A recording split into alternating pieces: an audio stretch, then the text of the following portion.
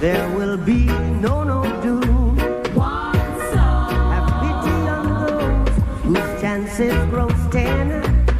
There ain't no hiding place from the Father of creation. Yeah, yeah.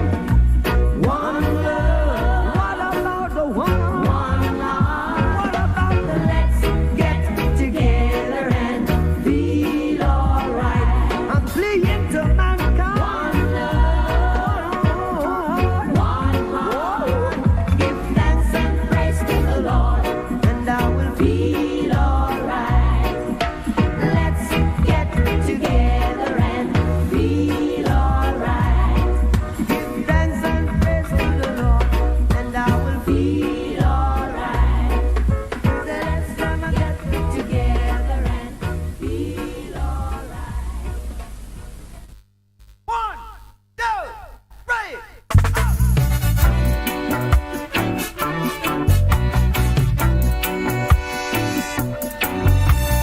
Wake up and live your. Wake up and live. Wake up and live now. Wake up and live. Life is one big road with lots of signs.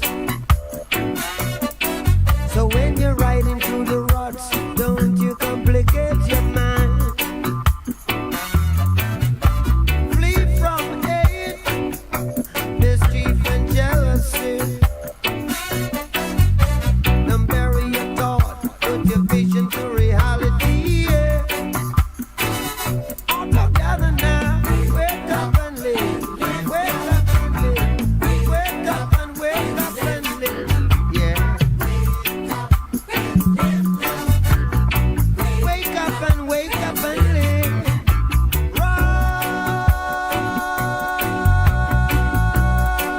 Rise, ye mighty people. Yeah. There's work to be done, so let's do it a little by little.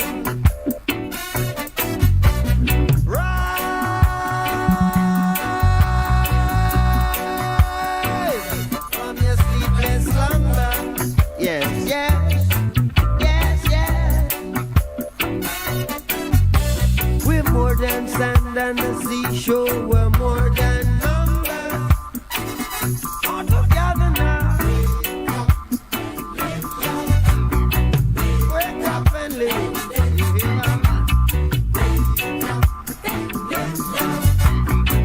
Wake up and live now. You see one cocoa full of baskets. Already you see live big today. Tomorrow you're buried in a casket. One cocoa full of baskets. Yeah, yes. Ready you see live big today. Tomorrow you're buried in a casket. Walk together now. Wake up and live. Yeah.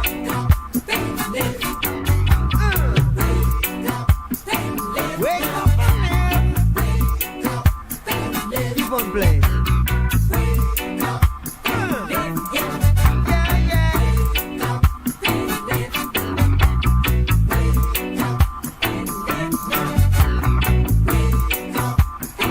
Break it down.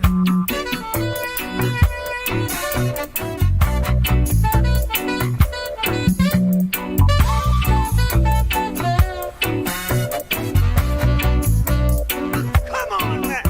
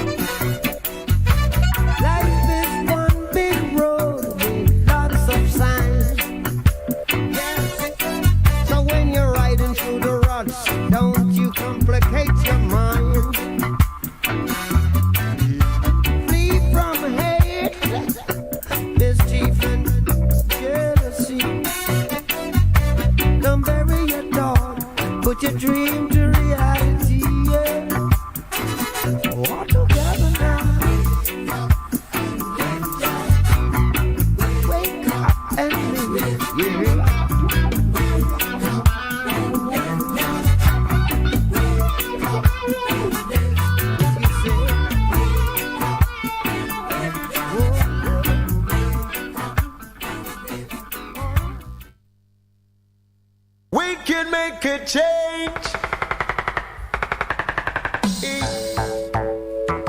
We can make a change. Come together. Whoa, yeah. If we don't change up the valleys and rearrange the system,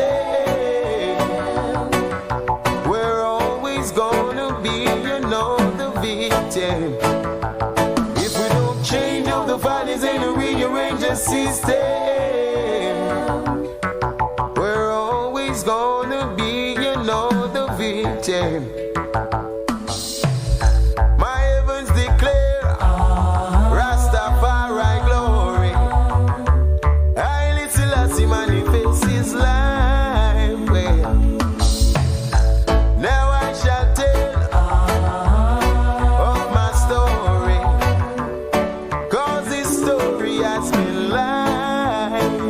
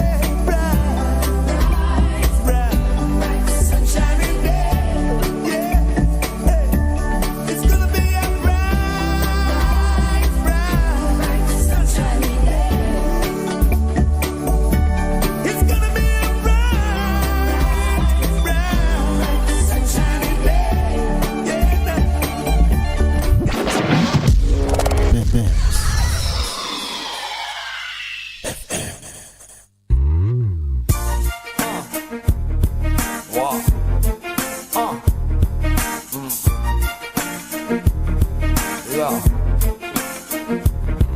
Shaggy. Yeah. This one goes out to all my women, you know. My strong women.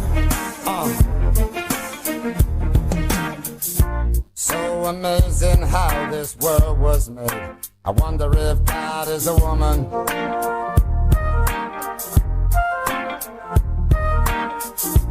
Gift of life astounds me to this day. I give it up for the woman.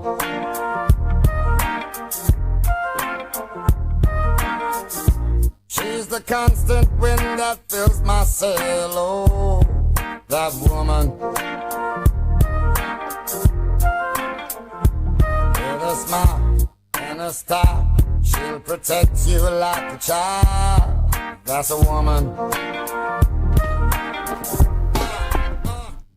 Good morning and welcome to International Women's Day. Yeah, good morning. Welcome to the Morning Connection. We're coming to you live from the Bess100 FM studios in Kingston, Jamaica. And we are especially delighted to be here this morning as we celebrate our women and acknowledge the female gender in our society. Welcome to those who have joined us on air and those who have joined us online. We are flying. How are we doing it this morning, Lowell? Because Pastor Percival. Good morning, Jamaica. How are we doing it? Well, flying by the seat of my pants. Oh, Lord. Okay, so that's like a magic Pastor carpet. Percy has found a perfect excuse. Pastor Percy for not celebrating being women there, at but that's- home. What can I tell you? Yeah, certainly wish him well. As he recovers. I think leaving him, well, not particularly on his own, but that certainly. Hey, he's in the best possible place. Is the woman he celebrates today, or one of the women he celebrates today, is a nurse. So. Oh, okay. So don't forget, Pastor. That's his way of getting some attention. Pastor have hands-on, personal, at-home care. Oops. So, we feel for our brother Percy this morning because he has laryngitis. I think leaving him alone on the show for how many days? I think so. I think his respect So for like me he just went up a notch. storm. Yeah. So, Percy, get well soon. You know that we're very happy that you're getting some rest, even though you're doing it with a little pain in the throat. Rest your voice. Remember, your fans, your listeners are waiting to hear you again. Nothing But that the TLC won't take care of. What is that? TLC? Tender loving care? Ah, all right. So we prescribe that for. Okay. I suspect the doctor gave him antibiotics. Oh, dear. All right, Percy, I was rooting for you, but clearly. I think he got tender loving care from the doctor. Yes. But yeah, it's a wonderful day to be on air with you. It's not often that the producer and I share the microphone, so that's also a bonus this morning. We're gonna be speaking from both sides of the fence as we acknowledge that this is a day in which women, the world, is considering what it means to embrace equity as it relates to the female gender, or let's say the non-male gender. I just throw that in there too. I don't want anyone to feel excluded. So one of the reasons it has become necessary to pay special attention to the other half of us is because one half has been dominant for so long and has set the terms of engagement for so long that without some kind of intentional, deliberate approach to considering all things non-male, things might get overlooked and the need for equity might be sacrificed. So as we go into our 6:30 break, just please stay with us and know that we're happy to spend the morning with you, and we hope that you'll be right there when we get back.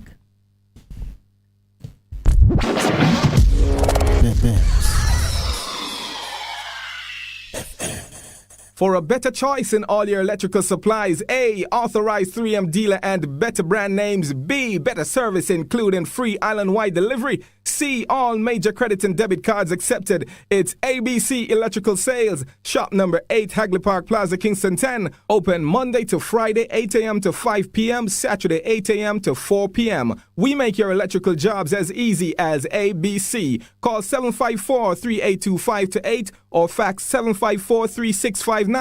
ABC Electrical Sales, for a better choice.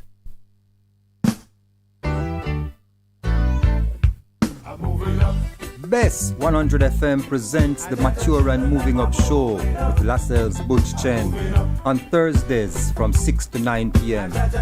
Welcome to this pioneering radio program on our continuing worth in our maturing years, compellingly defined to educate and liberate the younger generation.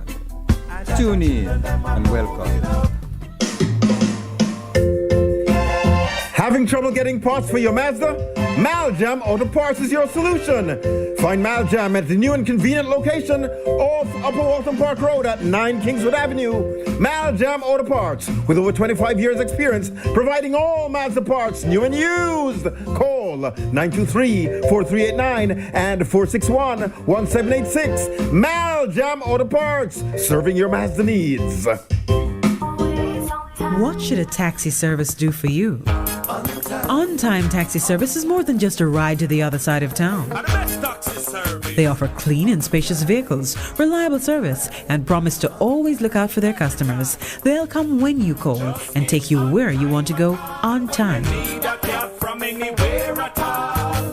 You can call us at 926-3866. We are something special on the road.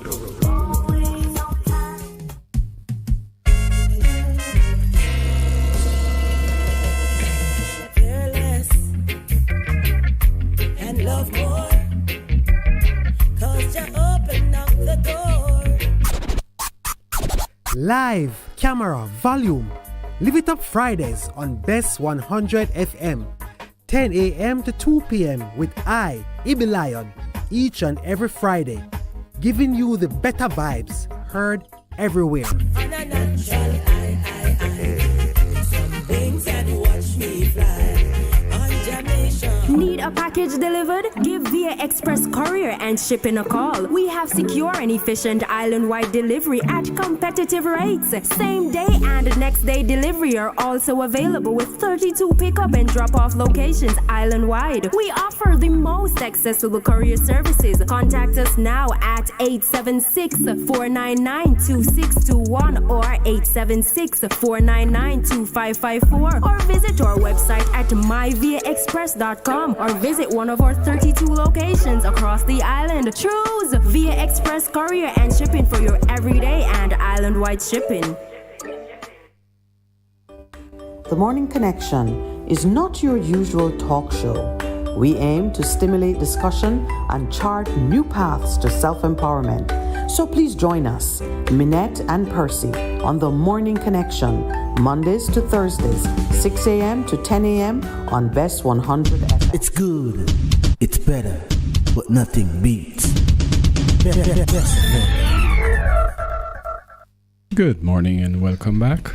I know this is a strange voice for you at this early hour of the morning, but this is Lowell Lawrence just sitting in for Percival Palmer. Percy is a little bit under the weather, but we're hopeful that he will be better very soon. So in the meantime, please bear with me as we go through today. So this is the stage at which Percy would serenade his co-host. Well, what can I tell you? Sorry.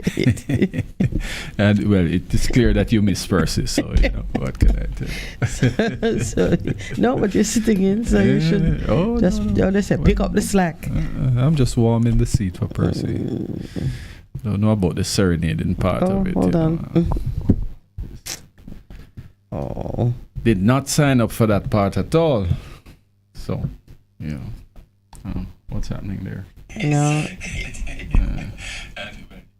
I completely forgot to put up my to see. Oh, and Oh my goodness, how could I miss this? Good morning, Delroy Henry. Delroy says, our high and privileged calling is to do the will of God in the power of God for the glory of God. And I get my usual UK shout out. My UK shout out is like, some people have coffee. Okay. Yeah, I check to see what's coming to us from our listeners in Canada and the UK. Okay. Let me see. All the women on the staff of Bess FM, we are all receiving Happy International Day greetings from the UK. And I think also, let's see, Mr. Galloway is also saying good morning. And to all our co-workers of the Household of Faith, Happy Women's Day. Straight up as usual comes out shooting. He says, I can't wait to hear your assessment of the budget presented by George Jefferson in the parliament yesterday afternoon. Yes. Moving on up. Well, first of all, let me add my voice, to wishing women all over Jamaica, all over the world, Happy Women's Day. I think this is indeed a great day in our nation when we, acknowledge our women, because the truth is we do know that oftentimes they are not just, let me say they are underappreciated. And taken for granted. Yes, this is the day when we should make extra effort to just acknowledge and love our women. And of course, let it not be just for today, but let us continue it, certainly for the rest of our lives. Yeah. And men, let us remember that we have mothers, we have sisters, we have daughters, and therefore we should, endeavor to make sure that they are comfortable, that they feel loved, that they feel appreciated. So Happy Women's Day. Thank you, sir. On behalf of the women everywhere, I receive and I say that you're very gracious in your words and your acknowledgement of all of us. This morning, thinking about it, I thought, wow, I felt such heaviness that it is even necessary for us to be doing a special acknowledgement of women in this way. Just, the gender overall in this way. Because I think, how did we get to the place where, by reason of our femininity, we became either the subject of violence, hostility, abuse, taken for granted? How did it get there when, from the beginning of time, every living human being arrived in this world through the agency of a woman? How did we get to that place? There's evil in the world, Yeah, it just made me sad that the beginning. I mean, and it's not that I want women to be the ones lording it over anybody. The partnership that brings about life and that goes into the creation of families is very much a partnership.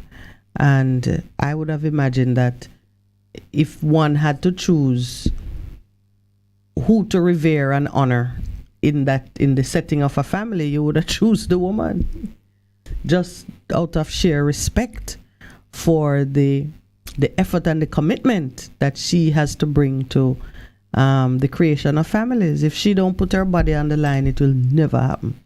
And listen, one should never have to choose, because you cannot have one without the other. So there is no choosing. It's a matter of just learning how to live with each other, and there is always this mistake that we make to try to put one against the other. And we need to just move away from that. Let us understand that we are all human beings. Let us understand that we are equal. It's one thing to sort of speak along the lines of the ideal. But it did come about that women end up being discriminated against, being the object of great violence. And this morning, thinking about it, what I really saw was that our smaller frame, our less, or just our natural inclination to be, I'm going to say, softer, because I believe that's what captures it. And for most of us to be non-confrontational, it's like brute force. That's the phrase that came to my mind. Brute force has been given so much weight. Almost every situation always come down to I could conclude this discussion by lifting my hand. Yeah. And so even in the most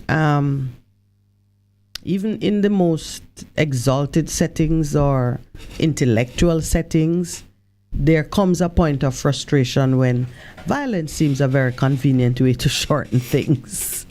And whenever it comes down to that, most women are outclassed. And it was just a very, it just came down to, I said, wow, it always comes down to a very basic physical thing of, just like when animals are fighting for dominance, it comes down to who can bite the hardest, deepest, who can cause blood to flow. And I'm sort of doing a free flow at this moment, because the moment I recognize that it comes down to a life against a life, I remember the scripture that says the blood is life. Mm-hmm. Yes. And so the one who dominates life and who can claim the victor's spot is the one who can affect whether you live or die. In the natural, man against man try to settle things with the gun, with really about termination, ending your life. The one who walks away with the spoils is the one who can cancel life. And then in the spiritual, we say, don't worry too much about the one who can destroy your physical body. Worry about the one who can affect your spiritual existence. And in so doing, I bring it full circle. I bring it back to God, because He did create us with a particular mandate. And under that mandate, as you were saying, the ideal situation, we should never have been at a place where you're sizing each other up to say, who's the dominant. In a partnership of equals, you're beginning to look at each other to say who is more important. He didn't set it. The original design was for us to enjoy equity.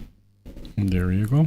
Yeah. And because of our fallen state, we end up being in competition with each other. Let's hear what Straight Up says. Wishing all the ladies a happy, special Women's Day. But to me, every day is Women's Day. I celebrate them daily, especially my mother, who departed at 102 years old. Wow. You know that long life is the reward for honoring your parents. Yes. Yes, and I expect Straight Up to depart at 103, because even though his mother is departed, he's still honoring her. I bless you for that, the greeting, and for sharing that little bit of your own personal circumstance. Yes, definitely. Honoring the mother and the father is the only commandment with a promise. See how important it is? To honor not just the mother, but the mother and the father. Parents. Yeah. Those whose contract brought life into the world, so we can see to the perpetuation, the continued existence of the race. It is interesting, because the Bible speaks to how you treat with women. Yes. Widows, orphans, your daughters, imprisoned, the downtrodden, your daughters, yes. It's certainly something that we should look into. We should take some time out and look into how we treat our women. fact is, for quite some time now, I've been trying my very best to get together our men folk in order to try to, certainly bring them in alignment with how things ought to be. And it is the most difficult thing to find men, where you can sit with, you can fellowship, and you can certainly just try to get them to understand that, look, there is a role for you to play, not just in the family unit, but in the society. And it can't be one where you're missing while the women are getting ahead. And we have seen a lot of that in the society these days. Something that we need to look at in a serious way, because even for the women, for our daughters, pretty soon they can't find partners because the men are missing, And it's not missing because they are in jail. It's just that they're just wandering in the streets throughout society aimlessly. And it is about time those of us who are in a position to should start to mentor, should start to do things that will bring our young men back, and give them some kind of guidance that will help to heal the wounds of the society, because the kind of crime and violence that we're seeing is as a result of the ills of the society, of the ills of families, of the ills of, what is happening with our young men. Dysfunction in those particular areas. Definitely. And, this is something we need to pay strict attention to. Until we do that, a lot of the problems that we're experiencing now will continue to be with us. I want to say a little bit about the theme for this year's celebration. The theme is Digit All. A little play on the word digital. Add an extra L to say Digit All. There is a very deliberate push to be inclusive in the application of technology to the solutions of the day. And this year's theme is to focus on innovation and technology for gender equality, highlighting the role of innovative technologies in promoting gender equality and meeting the health and developmental needs of women and girls. I love the fact that there is always an emphasis on girls whenever women are being celebrated or acknowledged. Yesterday, I spoke about the business model for a country. We were talking about the budget and how when you look at a budget, you should see a protection of the current day revenue stream and also protection of the future revenue stream, because perpetuity must be an embedded principle in planning for the nation, planning for your business. You must want to see business continuity. Yes. Those are concepts that are well embraced. If you have that focus, then whenever you are tackling a subject matter, any subject matter, you'll be addressing both the current needs and making provision for the future needs. And it should be visible, and it should be relatable, meaning, the audience to whom you're addressing your presentation should be able to relate comfortably to the material that you're presenting. So when we look at George Jefferson's budget presentation, we've got to see how can we locate ourselves in that budget, because a budget that is speaking to the existence of others and the continuity of life and prosperity for others, but has nothing for you, is not relatable. I already know it's not relatable. I'm just making those comments. But in celebrating International Women's Day this year, always you speak of women and girls, because the girls represent the future. And if you are addressing the needs of today but not making provision for the future, you're kind of shooting yourself in the foot. You'll be limping in the future. So looking at the role of innovative technology in promoting gender equality and meeting the health and developmental needs of women and girls. When I when I contemplate that theme, I see not just, and you know, the word developmental, I see not just the well-being of the person, health, mental, and otherwise, but I also see economic inclusion. One of the things that technology does, technology is genderless. I mean, you know, even just the types of crimes you see being carried out on the internet and so on, it matters not whether you're male or female. And so technology can really be a powerful tool in bringing greater equity into even just the economic activities which women can pursue. A coder, a software developer, a data entry clerk, or whatever it is that you want to do in the field of technology, as long as your hands and your brain can manage it, it really, there's no heavy lifting that you have to be, you know, mindful of how are the women or the girls going to manage it. Robotics, the truth is, the use of technology brings strength and endurance to both men and women alike. And so technology is a powerful ally for women in terms of development. Now, as it relates to information, that is perhaps one of the greatest blessings, because you can find just about anything on the web.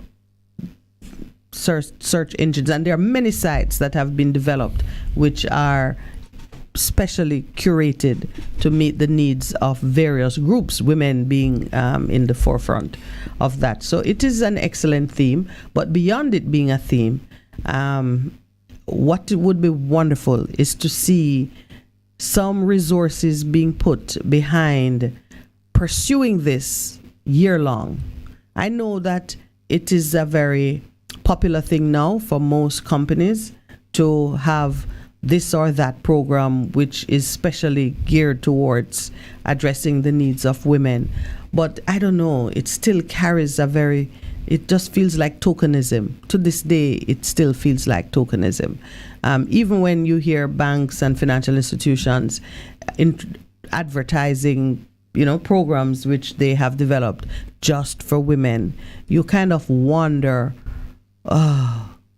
what impact is it really having? Let me pass the microphone to you. No, as I listen to you, you know, what is really in my mind is the fact that the truth is you cannot effectively do a whole lot for women without training men. Because one of the big problem we have is how the sexes or the gender relate to each other. And the truth is, if we don't train our men to respect women, to be mindful of their needs and so on, then most of the programs that you put in place will fail. Yeah? And so it becomes a wholesome approach in terms of solving the problem. The problem that women have is the way men relate to them. Men see them as sex objects. They don't see them as equals, you know, and so you have this tug of war between the gender, and those are things we can only effectively address when we start to address the socialization of our men, our boys, and it is important for the men in the society to be the role model, to be the ones who will lead the charge. Yeah? Because it's a natural instinct for a woman to do the best she can with what she has. And even though it is the best that she's doing, it might not necessarily be the thing that's going to make the difference, you know, in order for the change to take place. And so we have to realize that, look, yes, we are doing all of these programs for the women, but we must get the men to buy into it and to be a part of it. You know, that is what has been in my mind, even while you speak about those programs. It begs the question, who will do the training and what are the standards to which people are being trained, because we're in a place of transition. There are some fundamentals that are set based on what I'm going to call for the moment natural design, or original design. Yes, whichever one. Whenever we speak original design, we go back to creator. And when we speak that language now, we have to confront the broken covenant. Under the original design, desire was for your creator. Your meaning now, submission. Submission, properly understood, was to the supreme sovereign being who created you. Yes. The curse created a hierarchy, or a ranking of sorts, where the woman being responsible for perverting or leading the man away from that original path of submission, where both were submitted to the creator, because she broke that or led him into breaking that, however you look at it, she was then cursed with this burden of desiring or pleasing, having a desire to please the man. That's how I interpret it. I don't know how others may interpret it. And you do see that women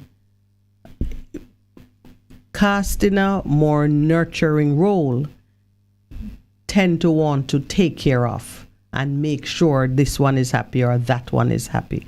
And that's the most neutral interpretation that I will put on this curse, that your desire will be for your husband. And all of that just reinforces that the fundamental unit of a society is the family, in which there is a husband, a master of the house, a head of the household. So whoever carries out the husbandry functions will find that others in the household are cued to please and make sure that the master is at ease. Well, we're at the 7 o'clock We're hour. at the 7 o'clock break. It's very interesting. I want you to think about it, no, and then come back to I've it. thought about it, and because and as we wrap up this, my comments on it, if the woman is cued to please her husband, and her husband needs to be trained to respect and honor her, what standards? What will that training module look like? What's going on in that classroom where men and women must train each other to be respectful and to honor each other and when we come back? Love and appreciation. Yeah. All right. So we'll take it up when we get back. You're simply the best. Better than all the rest. Better than anyone. Anyone I've ever met. You're simply the best. Bess FM-100 on your dial. Keep listening. Increasing the participation of women in the science, technology, engineering, and mathematics STEM industry has been a topic of discussion for many years now, both locally and globally. Recently, UN Women and the United Nations decided to help tackle this issue by observing International Women's Day 2023 under the theme Digital Innovation and Technology for Gender Equality. JIS Radio caught up with 3 STEM practitioners, Dominique Nelson, Abigail Morgan, and Ryan Roberts, who shared their views on global and local inclusion of women and girls in STEM and also suggested ways the gender gap can be narrowed. Did you you know that women make up only 22% of artificial intelligence workers globally? According to a 2020 UN Women study of 133 AI systems across industries, 44.2% demonstrate gender bias. These results are representative of the low number of women actively engaged in STEM disciplines, especially information communication technology. Despite these figures, however, many believe gender inclusivity in STEM is improving, with more opportunities being created for more women to acquire related jobs. In STEM globally and locally has evolved, because looking even at schools and in the workplaces, it is highly populated with women in the IT department, in different areas doing security engineering.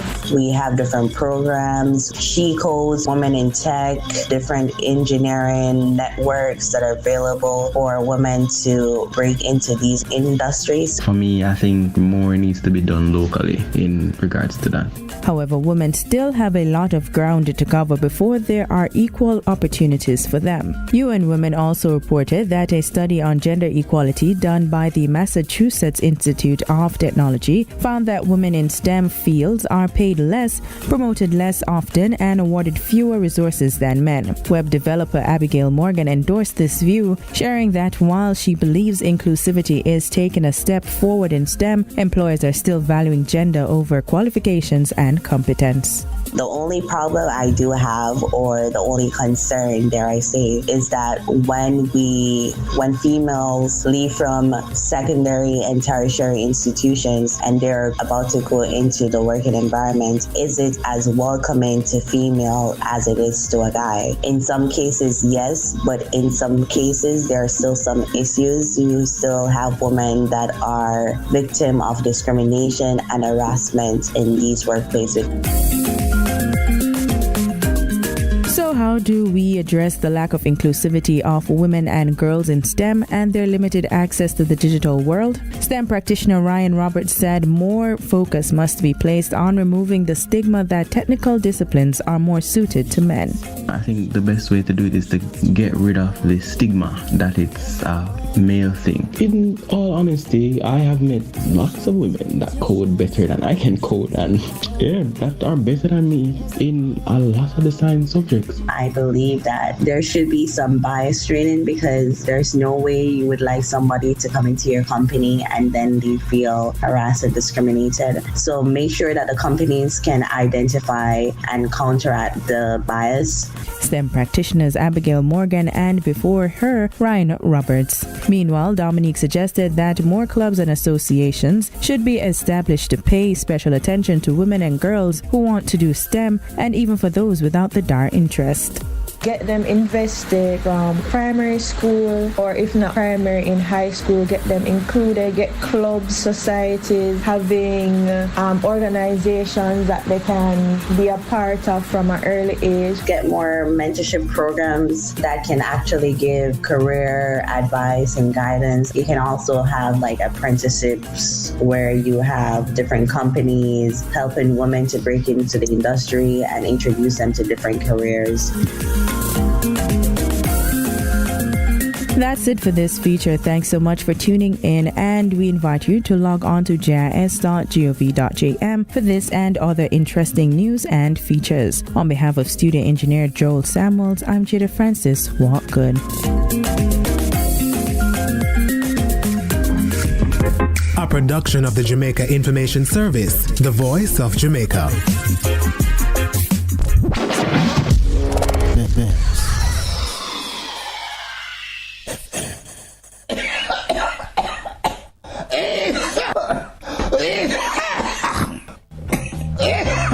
That doesn't sound healthy at all.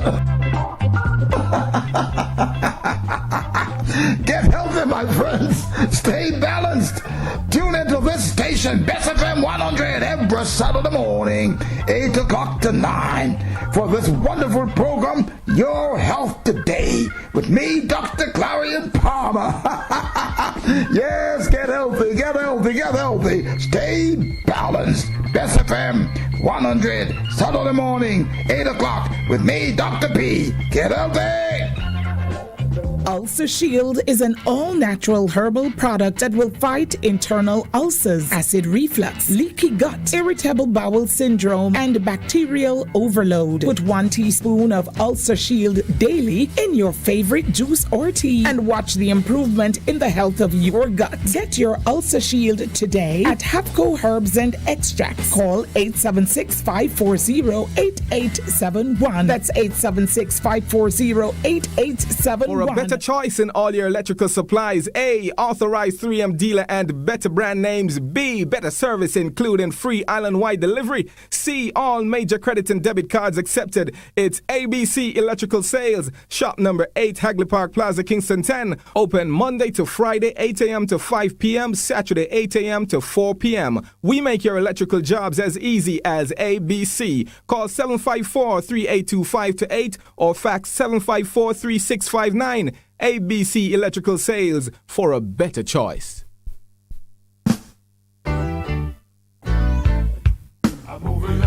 Bess100 FM presents the Mature and Moving Up Show with Lascelles Butch Chen on Thursdays from 6 to 9 p.m. Welcome to this pioneering radio program on our continuing worth in our maturing years, compellingly defined to educate and liberate the younger generation.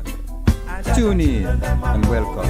Need a package delivered? Give via express courier and shipping a call. We have secure and efficient island-wide delivery at competitive rates. Same day and next day delivery are also available with 32 pickup and drop-off locations island-wide. We offer the most accessible courier services. Contact us now at 876-499-2621 or 876-499-2554 or visit our website at myviaexpress.com or visit one of our 32 locations across the island. Choose Via Express Courier and Shipping for your everyday and island-wide shipping.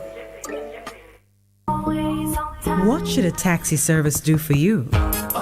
On-time taxi service is more than just a ride to the other side of town.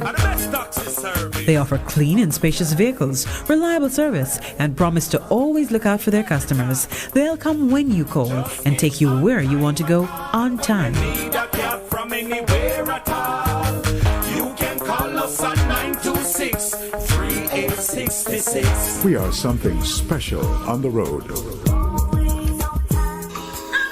Hey everybody, Apostle Prophetess Dr. Juliet Fagan here. I've got some good news for you. Many of you have asked and God has delivered. Guess what? Join me this and every Sunday, that's right, this and every Sunday evening, 7 p.m. until 8 p.m. Catch me right here on Bess100 FM, that's right, on Friend of a Wounded Heart, an extension of Vision Miracle Church of God. And so on behalf of Bishop Leroy and myself and all the brethren of Vision Miracle Church of God, I'm looking forward to having you Sundays, 7 p.m. until 8 p.m. right here on Bess FM 100.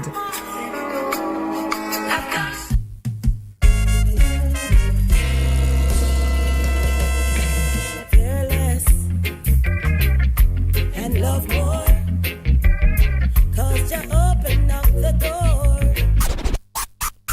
Live, camera, volume. Live it up Fridays on Bess100 FM. 10 a.m. to 2 p.m. with I, Ibi Lion, each and every Friday, giving you the better vibes heard everywhere. On a natural some things that watch me fly on Jamaica. Path beneficiaries. The Ministry of Labor and Social Security is updating our client information records to make it easier to get in touch with you. When you collect your benefits through JN Money, Bill Express, or Paymaster this month, please provide the officer with a working telephone number in addition to your ID and TRN. Path, advancing your family, developing Jamaica. A message from the Ministry of Labor and Social Security. The Morning Connection is not your usual talk show. We aim to stimulate discussion and chart new paths to self-empowerment. So please join us, Minett and Percy, on The Morning Connection, Mondays to Thursdays, 6 a.m. to 10 a.m. on Bess100 FM. It's good, it's better, but nothing beats.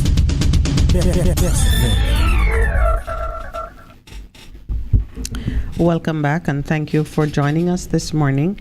It is International Women's Day. And the theme is digital innovation and technology for gender equality, embracing equity in the digital space. I made some very elaborate comments, so I know I have to recap. So Lowell can't respond. No, so you have it fully in your scope. I was speaking about. Well, remember, I've heard you on it on a number of occasions. Okay, all right. So we don't need to recap. You made the point about men needing to be trained in order to play their appropriate role in bringing this equity into the relationship between, and when I say relationship now, this is everything you do towards another person is a part of a relationship. So whether men and women are working together, building families, running politics, whatever it is we're doing together, for that sense of equity and for balance and mutual respect to hold, Lowell says the men need to be retrained. I'm going to say retrained. Well, you said they need to be trained, but right now they're following some codes that exist. So there is a need for training persons into, having the right attitude in the relationship. And I asked the question, who will train? To what standard will this training take place? And I went deep into the curse against the woman Eve, just harking back to original design and where we are in terms of some things. Why is it that women will yield to men, pander to men? This desire that woman is cued to have towards husband, making it clear that husband, because there are unmarried women who are still driven in that way. They identify the leadership in a situation, the male leadership, and you will see them behaving in pretty much the same way as though they are submitting to the leadership of a husband. And I hear you keep emphasizing curse, especially when it comes to. Let me find the precise words of the curse. No, it's okay. You don't need to find the precise words. It is what it is. But it's not a curse. It is. I don't think it's something that should be taken in a negative way. Oh, there are positive curses. Among the curse are other things. Yeah, and the fact that you have the desire for someone else ought not to be a curse. It becomes a curse if that person abused that situation. Yeah, and as it stands right now, the retraining or the training that is necessary for men is for them to have an appreciation for the fact that this is a default setting in the female gender. Yeah. And so it is important for us to understand that because a person is drawn to you, does not give you the license to abuse that individual. As a matter of fact, the truth is, if you look at your own mother, the way your mother, brought you into this world, nurture, do all of the things necessary in order to bring you to where you are, then that is certainly a very strong reason for you to have the kind of respect that you ought to have. In addition to that, you talk about who will do the retraining. Now, it is important for women to know how to bring up their male child. We do have a lot of families that it is really a single parent family where the woman is the one that's there and she has to do everything. Right? She has to do all the work in the home. She has to work in order to earn an income and so on and so forth. And of course, that family unit suffers because there's no role model, no male role model. There's nothing there that will guide this young man as to how he ought to behave and, what he will eventually become when he grows up. So that's the current arrangement. No. Meaning? Meaning, at any time you take a snapshot of society, you will find, especially let's say Jamaican society, let's focus on our society. Yes. Take a snapshot of it, you will find single women raising boys, raising them to a standard that gives us men of a particular inclination. Right now, you would say raising violence producers, raising prime ministers like the one we have, raising parliamentarians like the bunch that we have. But they're also raising girls. And you're focusing on the woman as first teacher. And I accept that. Woman is first teacher. Mother is first teacher. But mother is putting out a diet of training that produces what we now have.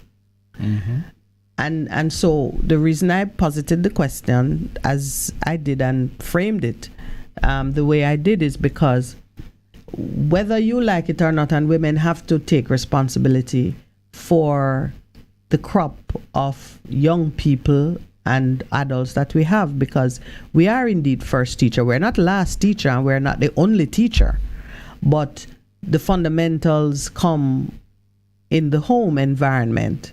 And yes, some men are absent and role models are scarce. Good role models, male role models might be scarce, but you still have women who are able to turn out. You still have single women under great circumstances of adversity, turning out, teaching and training and delivering boys, men of quality. So there are many factors that feed into why the output looks the way it does, such that now that we're talking about embracing equity, you as a man of enormous ability and sensitivity would be saying there is a need for training. And so it's always going to go back to who trains and to what standard. Let me use the words from Genesis, why I talked about the curse, because there's a question now is, can you escape the curse? And how do you escape the curse? Of course, we know how to escape curses because we've been trained in that, thank God. And we're going to have to confront, all right, let's apply the tough prescription to escape this particular curse. To the serpent, God said, because you have done this, is punishment.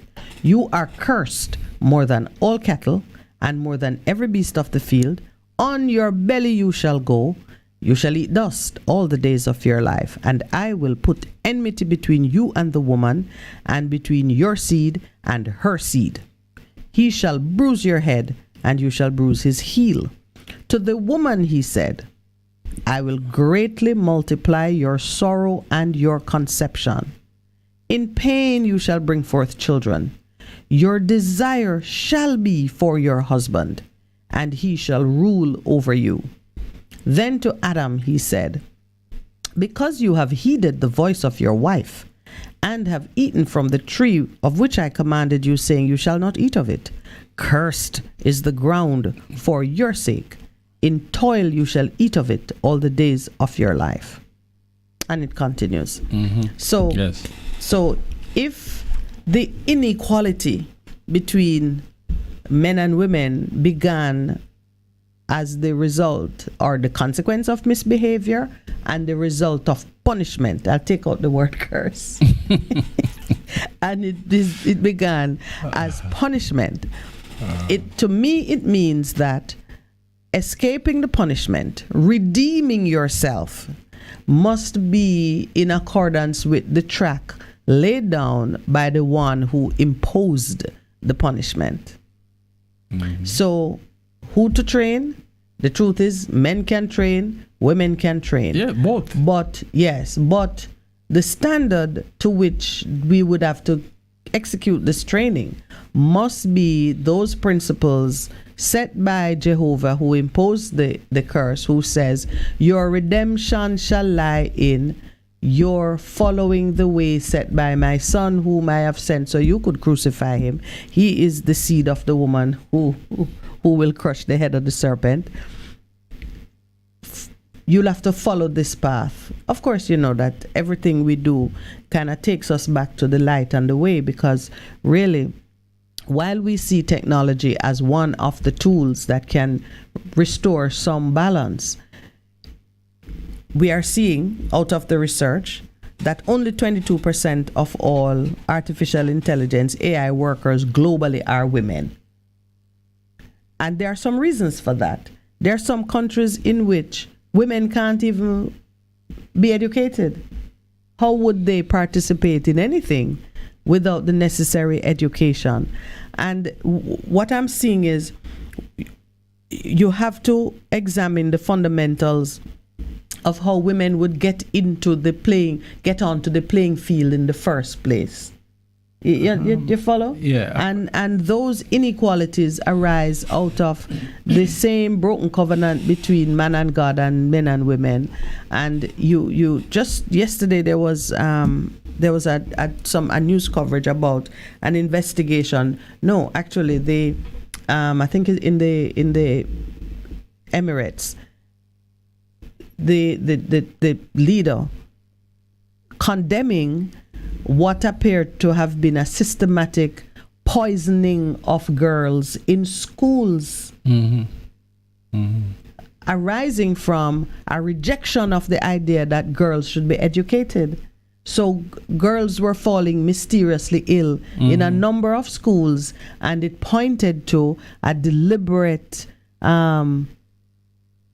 plan or strategy of poisoning them to turn them off school. So they were vomiting, falling ill mysteriously, and not able to participate in their education.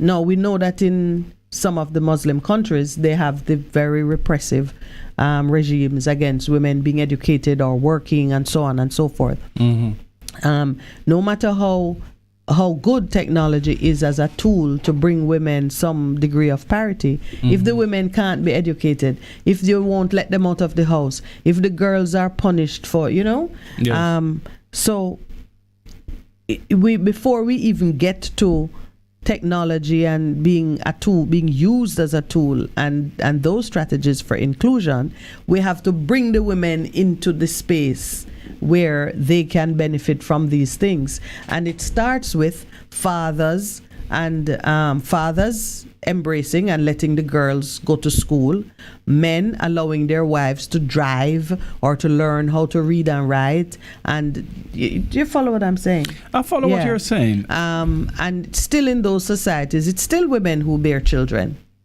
So it's still mother who is first teacher. So, to my mind, the important thing is that we stop discrimination. Yeah. Yeah? In all its forms. In all its form. Because if you look at it, we talk about equity. The truth is, because of the role that women play in society, you're the bearers of children and so on and so forth. It is, there will be a point when you cannot be out there. Because you're having children, you're bringing them up, and so on and so forth. So the real issue we have, is the abuse and the discrimination. Yeah. So that really is the issue that we have, because the roles are very clear in terms of a woman's role in society and a man's role in society. That's very clear. So we're kind of back to Adam and Eve then, and the relationship, that first relationship in family. Yes. The solutions really do lie. Because even as you were saying it and as you painted the picture, I realized that before we get into the workplace, we are mommy and daddy and brother and sister, and we're in a family. Yes. Even definitely. if it's a dysfunctional with family. With distinct roles. We are in a family. Yes. And roles are mapped out and relationships are set. And the first place where you see the things being played out is in your family. If there is violence against women, it starts in a domestic setting. Right. So when you have a situation now where the family unit is fragmented or it doesn't exist because you have only one parent Yes. then it becomes a problem. And with the one parent, there is no safety net in the community to give support and assistance, so you that see? the single family household can. Right. And then now you touch on community. Because where there are gaps, for example, your child is in school most of the times, for those who are able to go to school. Yeah. So therefore we know that the school has a role to play. Absolutely. Yeah? Yeah. And if you're in one of those countries where girls can't go to school, the child is at home with mommy. So there's some other thing too that can happen there. But then if mother is to go against the social norms, mother has to be a rebel. Have to hide the book under the pot or whatever it is. But I make light of it. But those are some of the major challenges. But they begin in families. Yes. They begin in families. And if all right. I want to touch on what Jamaica is doing, because honestly, let me tell you, I met Minister Babsy Grange. You remember we had gone to something, and she really is a delightful, but she's personable. And I remember at the time thinking, because I think I'd gone back to cutting my hair in a particular way, and she had a similar hairstyle, and wow, because she's a good-looking woman. At any age, she's a good-looking woman. And I remember seeing the haircut and the turn of her cheek and thinking, that this lady could be my relative. Because, I do have the apple cheeks sometimes, and she has those kind of, really remarkable cheekbones. Anyway, I did meet her, and I'm just making it clear that I don't see her politics in all truth, and she's not a lady that wear her politics either. I mean, where she stands, because obviously she's a minister of government in this particular administration. But I met her in a social setting and appreciated meeting her. I think that might have been the only time I can recall having dialogue with her. But I believe that she is completely out of her depth with this ministry. And you know what? Not her alone. When I think Lisa Hanna was in that ministry for a while too, same thing. It does not seem that we can get a minister to accept the portfolio for gender affairs, even for culture, and do right by it. And I'm sufficiently concerned by this struggle to be giving some deep thought as to why. Why a ministry that touches on such important fundamental things to the human existence and our well-being as a nation, why the persons who get it treat it like a sideshow or a place for gimmickry. To me, announcing that our signature event for International Women's Day 2023 is an all-young female parliament is gimmickry. Honestly, what do? Do they get to make decisions and change the budget and set things? Oh, Lord. I mean, and they use the right word, The word they use is that they will be staging. Yes. Jamaica, for the first time, will stage an all-female sitting of parliament for young women ages 18 to 23 on International Women's Day. Even a pantomime is a better and more effective tool for social change than staging an all-female. The first thing is it's completely unrealistic. If Jamaica end up with an all-female parliament, we're in trouble. Yeah. Nobody desires it. Nobody's advocating it. We're talking about achieving parity, some semblance of equity between the two genders. Why would we even do an all-female sitting of parliament? And our current day reality is that of 63 MPs, 18 of them are women. Of 21 senators, I think 8 of them are women. They're doing a little better in that house. But that's our reality. So why would we be staging an all-female sitting? What, we're going to have something with 18 women? I think we're at a good point in the program. This is the point when we get to pray for these people And of course, our God answers prayers, so we know it will be answered. I think Lloyd was very interested in my rant. He didn't even send me the signal. That's 7:30. He did actually. I was so taken up with it. Taken up in your rant that you missed it. I missed it. All right, so there'll be an all-female sitting of Parliament nonsense. Right. That's what I call it. So we take the break? Yes. Yes, okay. When we get back, we go into our prayer. Oh, no.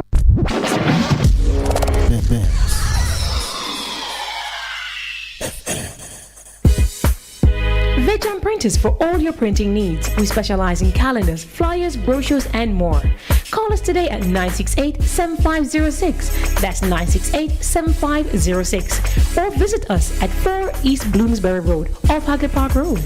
Veg Printers, your best choice in printing. What should a taxi service do for you? On-time taxi service is more than just a ride to the other side of town. They offer clean and spacious vehicles, reliable service, and promise to always look out for their customers. They'll come when you call and take you where you want to go on time.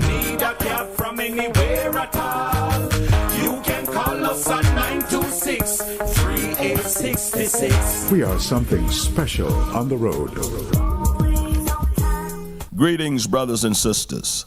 I invite you to join us for the Church of Our Lord Jesus Christ radio program with Elder Kendrick Murray, where we stand firm that Jesus Christ is the Son of God. This broadcast is heard every Saturday from 12 noon to 1 p.m.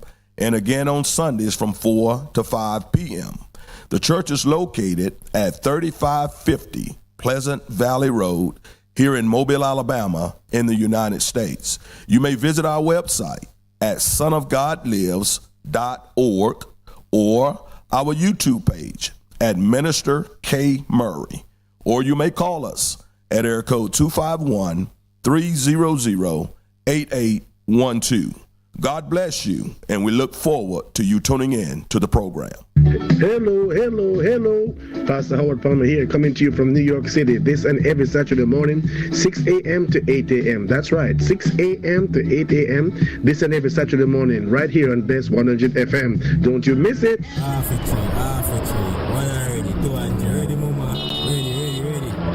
Is this the confusion you feel when trying to work your way through medical systems in Jamaica? Try a dose of Ask Dr. Mary every Thursday at 5 to 6 p.m. Let Dr. Mary help you understand your medical problems and bring you to a calmer place.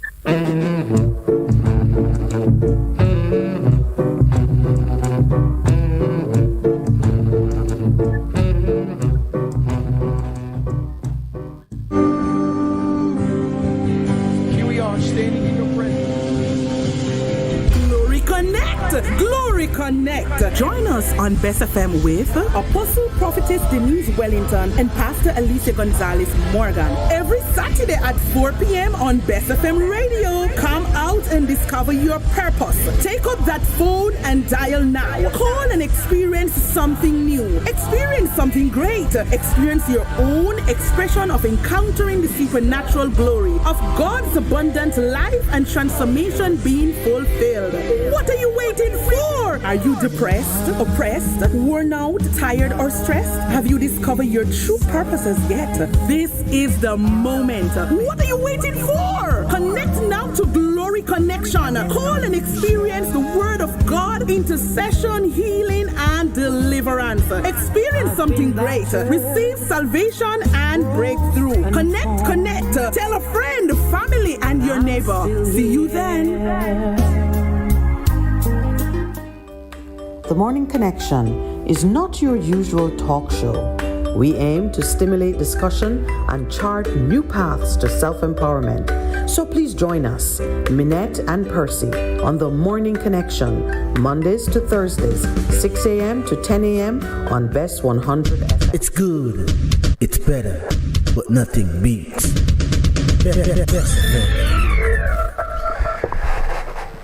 Good morning and welcome back. We are entering that segment now that one caller is called the benediction. And we are fortunate to have online Pastor Al Miller. Pastor Miller. Good morning, ma'am. Good morning. Yes. How are you? Good morning, Dr. Pastor. Good morning. Good. You hear Lowell anointing you as a doctor? It's Dr. Pastor. Yeah. Dr. Pastor. You see what I mean, madam? I suppose there must be many patients we need to You're a doctor to the pastors. It is International Women's Day, and I know that Pastor Percival in requesting your support this morning was very deliberate in his choice. He tells me that I missed an excellent Women's Day sermon on Sunday, but he would commission you to share the highlights with our listeners. My goodness. I hope you remember the highlights. No, that I trouble, ma'am. Let me give you a clue. Because I have been using the word curse to Lowell, and he's been trying to get it out of my dictionary this morning. We spoke about the original design, that God did intend for men and women to have equality and to work in partnership under the dominion mandate. But then when man, what we like to call the fall of man, sounds so romantic, but when the woman led the man into error, a curse was pronounced against her, which I read it this morning because I just wanted it to be clear how it is that men and women no longer stood shoulder to shoulder in the way that God intended. The Lord said, I will greatly multiply your sorrow and your conception. In pain you shall bring forth children.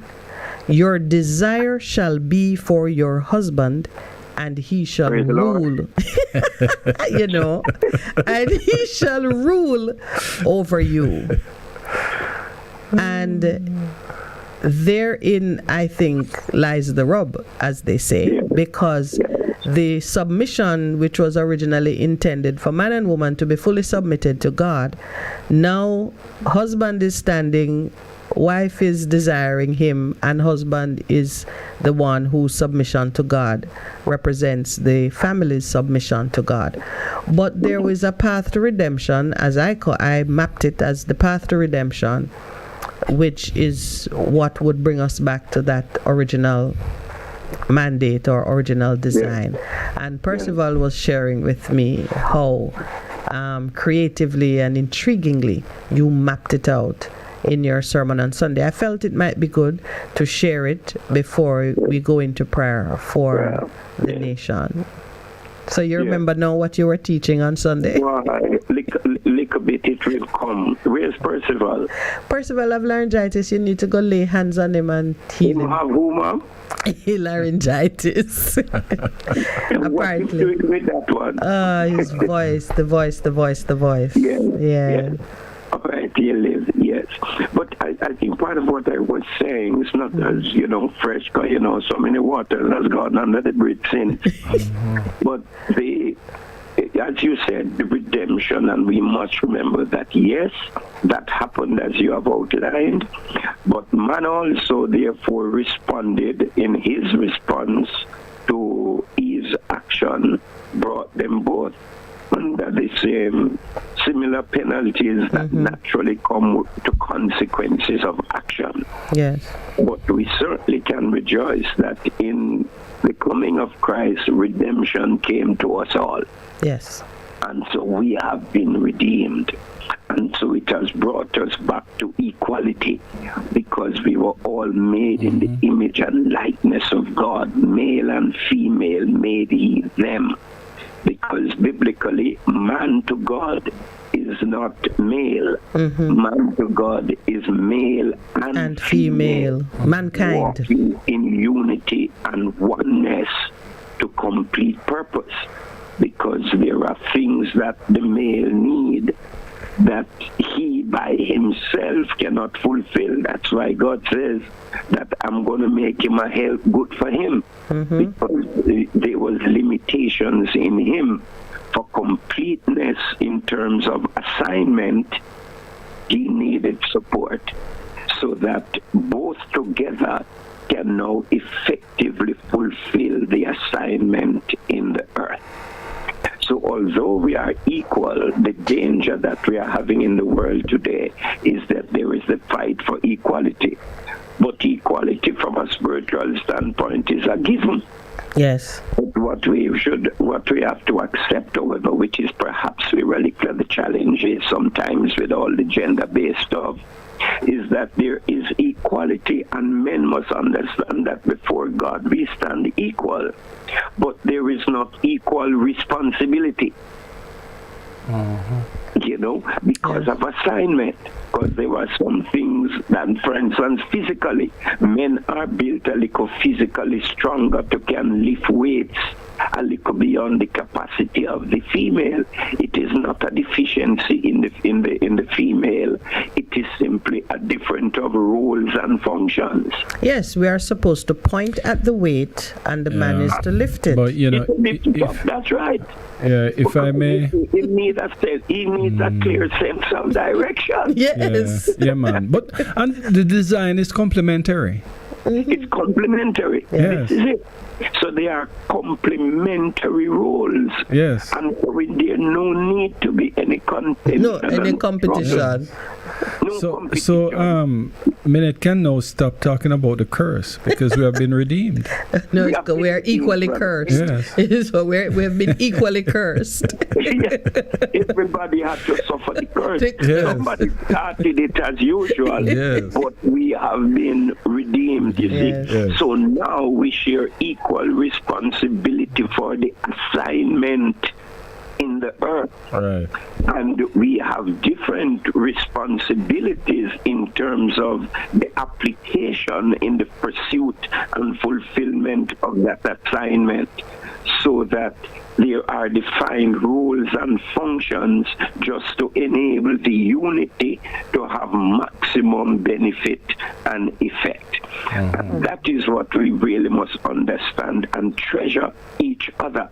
That the woman must treasure the man treasure the woman, because of the power of our complementary roles, so that then together we stand equal in completing the assignment and appreciating the grace and the giftings and the uniqueness in each. And if we do that, then we would not have the kind of abuse that makes it necessary. Like for today, there has to be the whole question of gender issues because of the abuse, because of the neglect, because we have not dealt in love, fairness, and justice. And I think I remember now that's one of the points I was making, that the issue of love must be equal, that love needs justice to perfect it. And if we in love, then we must be just one to another. And there should be no injustice done to women. We can not at all. You cannot do that when you love. There can be no injustice. So we have to deal justly with each other, ensure that our women are cherished and that they have equal opportunities and the abilities to maximize their potential and to bring to the table what the good Father has given to them, that together we can accomplish our assignment as one. Yeah. I bless you, Pastor, and I think that is a good note on which to move into the prayer for the nation, because the theme of this year's acknowledgement of women is inclusion, embracing equity. It focuses somewhat on applying technologies to bring this equity into existence, but we will pray for the nation as we are called to do, and I thank you for carrying out that task for us this morning. Wonderful, and thank you for the joy and the privilege of just being with you. Continue to do what you're doing, needed for us. So, Father, Father, we come in the name of Jesus. We thank you for the tremendous authority that you have given to us mere men, that we could walk in the power of your Spirit. We thank you, Lord God, for this day as it is celebrated with a focus to call to the issue of justice for the women in our world. We ask you to forgive us for where we have not dealt justly with women as a nation.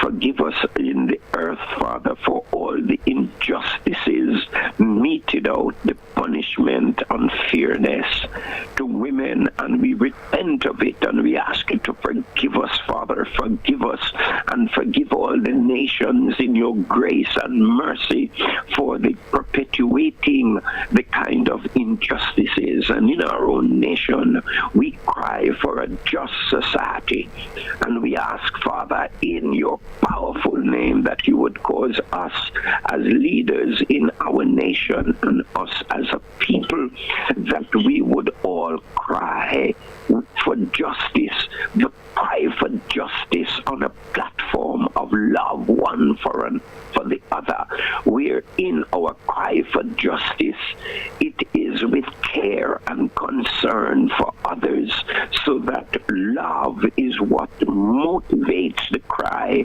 and therefore orders the responses to the cry.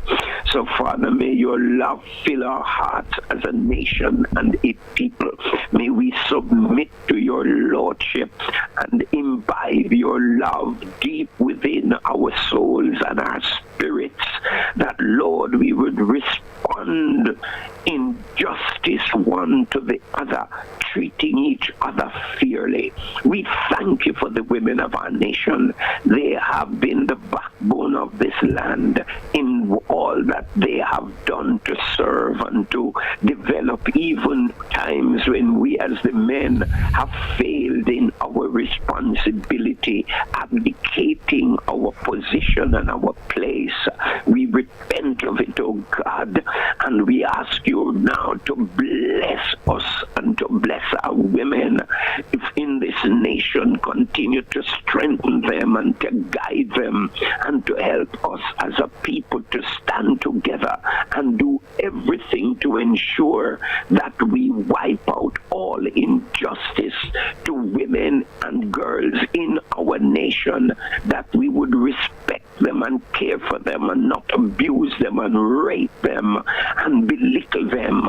But Father, we'll become a nation that is known as a nation of justice and truth in righteousness and honor of all its citizens at every level.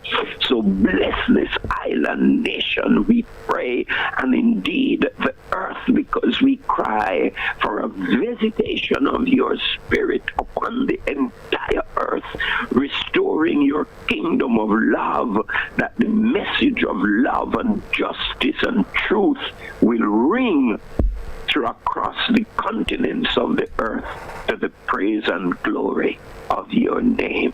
We thank you, Father. Hear us now as we commit all to you, in the powerful name of Jesus, our Lord and Master. Amen. Amen. Amen. Amen. Bless you, Pastor. Yeah, thank you, Pastor. Appreciate it. Bless your heart. Thank you much, guys, for being with you. God bless you, man. We buck up. Yes. Oh, definitely. Definitely. Bless you. All right. Okay, blessings. Yes.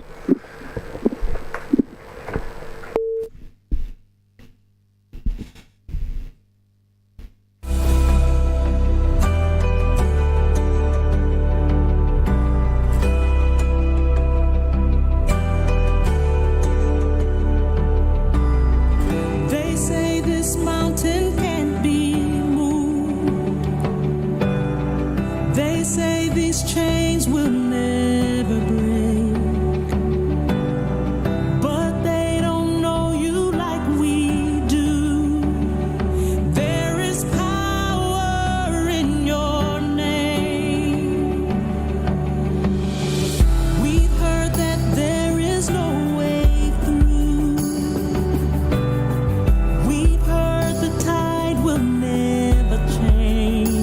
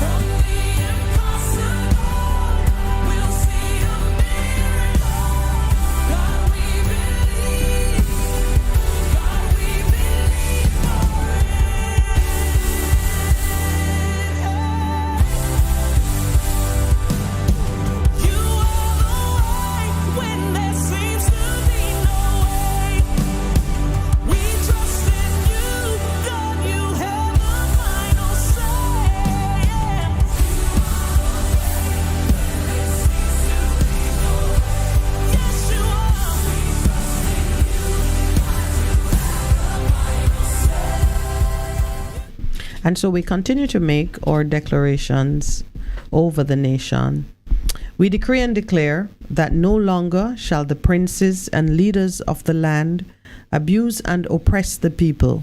Let the ties that bind us be unbreakable bonds of love, respect, and equity.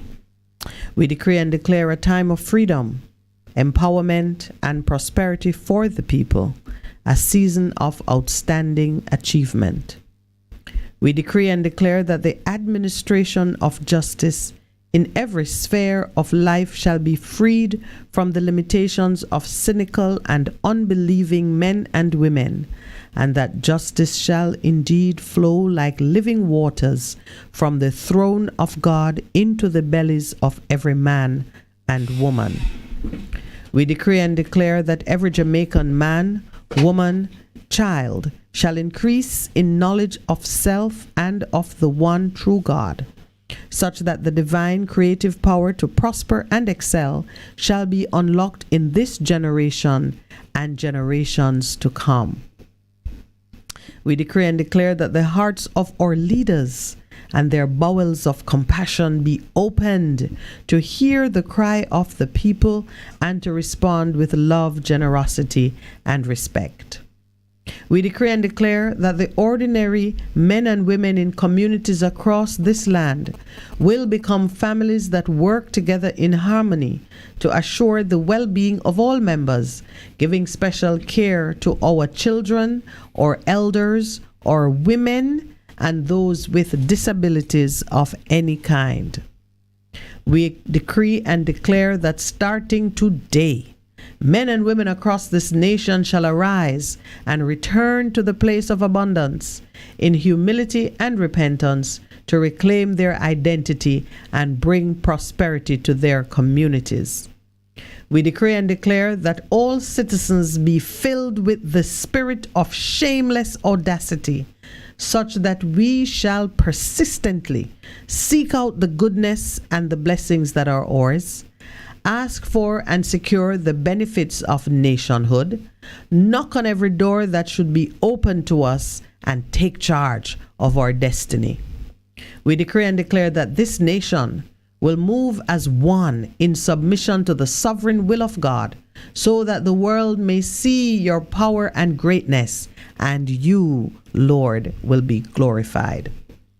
We decree and declare that all men and women of princely or royal authority shall now speak and act with boldness to secure the release of your people in obedience to the urgings of the Holy Spirit and for the fulfillment of prophecy, as said in Isaiah 51 verse 11, those the Lord rescued will return.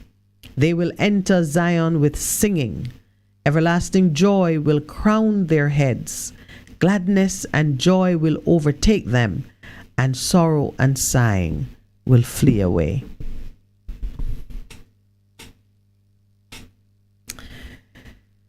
There is one declaration, Lowell, that I want us to have a conversation about.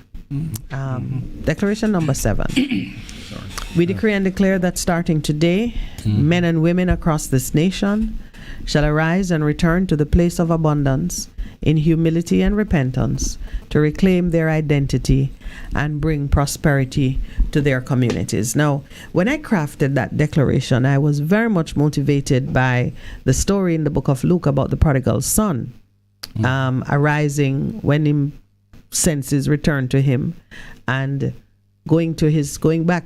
First, he was considering, my father has servants who eat better than I do. Here I am in the pig pen fighting the pigs over the slop that gets thrown in the mud. Why am I doing this? I come from a place of plenty. My father has servants in his house who eat better than I am currently eating. So he had a change of heart. His mind went back to a place of abundance. That was his father's house. But this morning we've been talking about original design, and the place of abundance was the Garden of Eden. The declaration calls for men and women And again, we were talking about the partnership. Right. And the fact that it takes action by both men and women to bring us back to that place of sanity and equality. I just thought, as I read it, I thought how appropriate for the day that we would contemplate the place of abundance. So now we know that physically nobody's going back to Eden, although many have said let's go back to Africa. We know Eden was in Africa. And you and I have certainly gone back to Africa a time or two. But for the Jamaican question, how do you see us arising and returning to that place of abundance? What is the knowledge that should return to us to even bring us into that path? That's a very interesting question. You will never pastor tell me the yeah, the whole, and you start to have to look back now at who has the responsibility to take us there, because clearly if we had it within us, we would have already been there. So it means that there's somebody or persons who really need to take that responsibility, to bring it into our consciousness and to guide us. And I do think that the church has a role to play, a significant role to play. And as a matter of fact, they are the primary source to do it. Well, if we're going to talk about Garden of Eden, yes, original they mandate, are the primary source. They keep that story. They're the gatekeepers for that. Yes. And their role is not just to go and preach on the pulpit, but training. Guidance for the people, guidance for our leaders. But when you say the church is a combination of members, like you and I are the church. Yes. And the leaders of the church. Of the church. We were and that's blessed, what I should say. Yeah, we were blessed of by the church. Pastor Miller just now. Yes. We were blessed by Pastor Miller. All right, since we're at 8 o'clock, let me just share what a certain Michael Andrew Aiken has says. Lowell and Minett come back from Africa looking younger. Oh, my brother. Oh, you're so kind. Kisses to you, man. Michael Andrew. Yes. I hope you don't have laryngitis because Pastor has laryngitis. We're not laughing at Pastor's sufferings. We really are not. But thank you, Michael. Sorry I wasn't here to enjoy your time on the show, but you're welcome anytime. Sometimes when we tell the story of the Morning Connection, we do call your name because the first time when we tested the program, you remember? Yes. It was the three of us, Pastor Minett and Michael. Yes. So, feel free to call in and chat with us. We're going to open the lines when we return. It's 8 o'clock. We're going to take our break. So it would be wonderful to have a certain Michael Andrew Aiken or even a certain Cheryl Nelson. Good morning to you, big sister Cheryl. It would be wonderful to have some words with either of you two or both of you. But let's take the 8 o'clock break. We're going to be right back. Please stay with us. You're simply the best. Better than all the rest. Better than anyone. Anyone I've met. You're simply the best. Bess FM-100 on your dial. Keep listening. Hello, I'm Emily Thomas with the BBC News. The UN Secretary-General Antonio Guterres is in Kiev for talks with President Zelensky about how to extend a deal allowing the export of Ukrainian grain. The United Nations and Turkey brokered the agreement with Russia last year after a total Russian blockade of Ukraine's ports saw grain prices surge. But it's due to expire in 10 days' time. Our diplomatic correspondent James Landell is in Kiev. A huge amount hangs on this because if suddenly Ukrainian grain was not allowed onto the international market, not only would Ukraine find itself with more full silos that could not be filled with this year's harvest, but also global food prices would soar, there would be global inflation, and a lot of people around the world who are already hungry would face imminent starvation. And we're talking millions of people in places like Yemen, South Sudan, Somalia, and Ethiopia. German investigators say they've searched a ship suspected of transporting explosives used to sabotage Russia's 2 Nord Stream gas pipelines in the Baltic Sea last September. The search happened 7 weeks ago, and prosecutors say they're still investigating the identities of the perpetrators. US media have quoted anonymous intelligence officials as suggesting a pro-Ukrainian group carried out the attacks. Fresh protests have begun in Georgia's capital, Tbilisi, sparked by controversial legislation that would allow many media outlets and rights groups to be branded as foreign agents. The bill's initial approval in Parliament triggered violent clashes on Tuesday evening. Rayhan Dimitri reports from Tbilisi. Anger against the proposed law is still very real among Georgians who fear their freedoms will be eroded. They'd taken to the streets on Tuesday after lawmakers from the governing Georgian Dream Party backed its first reading. In a statement, Georgia's Interior Ministry said that 50 of its officers had been injured in last night's protests. 66 demonstrators were arrested. Among those detained was one of the leaders of the opposition, Zurab Japaridze, who was reportedly beaten. The opposition says the Russian-style law marks a shift towards authoritarianism and would damage Georgia's chances of joining the EU. Public sector and transport workers are on strike in Greece. Danny Eberhard reports. Greece's worst ever train disaster has catalysed a sense of anger over years of underinvestment and systemic failings in the rail network and beyond. Teachers, health workers, bus drivers and ferry crews are among those joining rail workers who've been staging strikes since the accident, demanding safety improvements. Further protest rallies are also taking place. All this with an election imminent. Greece's centre-right government is scrabbling to assuage public rage and assure citizens that the rail system will be made safe. World News from the BBC. A strike is being held in the occupied West Bank to protest against the Israeli military raid on Tuesday, in which 6 Palestinians were killed. The Israeli authorities say the operation was launched against the suspected killer of 2 Israeli brothers last month. The army says he was killed during the raid. Police in the Pakistani city of Lahore have forcibly dispersed activists from the party of the opposition leader Imran Khan. Footage showed dozens of men and women gathering for a rally, with some being taken into custody for violating a ban. Our Pakistan correspondent Caroline Davis reports. Officers wearing riot helmets and protective body padding and holding plastic riot shields and batons were filmed by the BBC. A water cannon was deployed into a crowd of PTI supporters, Imran Khan's party. The former Prime Minister had announced that today was the party's first election rally for Punjab and KP provincial assemblies. The Punjab government had banned gatherings and protests, but the rally had gone ahead regardless. Pakistan's media regulator has banned coverage of Mr. Khan's rally.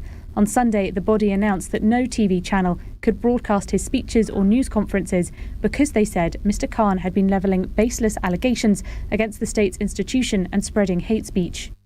13 men have been executed in Somalia's semi-autonomous region of Puntland. 9 of them were accused of belonging to the Islamist groups Al-Shabaab and Islamic State. 6 were former soldiers convicted of murder. Australia's immigration minister has granted a last-minute plea for the family of a boy with Down syndrome to be allowed to stay in the country. Andrew Giles intervened in the case after a high-profile campaign mounted on behalf of the Anish family from India who'd lived in Perth for 7 years. Immigration officers had denied them permanent visas, saying the 10-year-old boy's condition could place a burden on the Australian health system. That's the latest world news from the BBC, with me, Emily Thomas.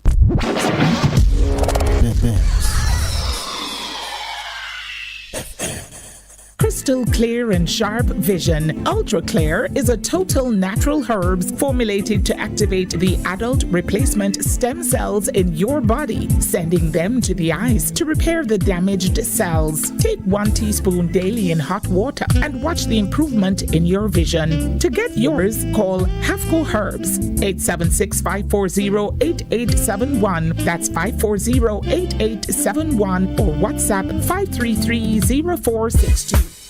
Vejan Printers for all your printing needs. We specialize in calendars, flyers, brochures, and more. Call us today at 968-7506. That's 968-7506. Or visit us at 4 East Bloomsbury Road, off Hagley Park Road. Vejan Printers, your best choice in printing. What should a taxi service do for you? On-Time Taxi Service is more than just a ride to the other side of town. They offer clean and spacious vehicles, reliable service, and promise to always look out for their customers. They'll come when you call and take you where you want to go on time. From anywhere at all. You can call us on 926-3866. We are something special on the road.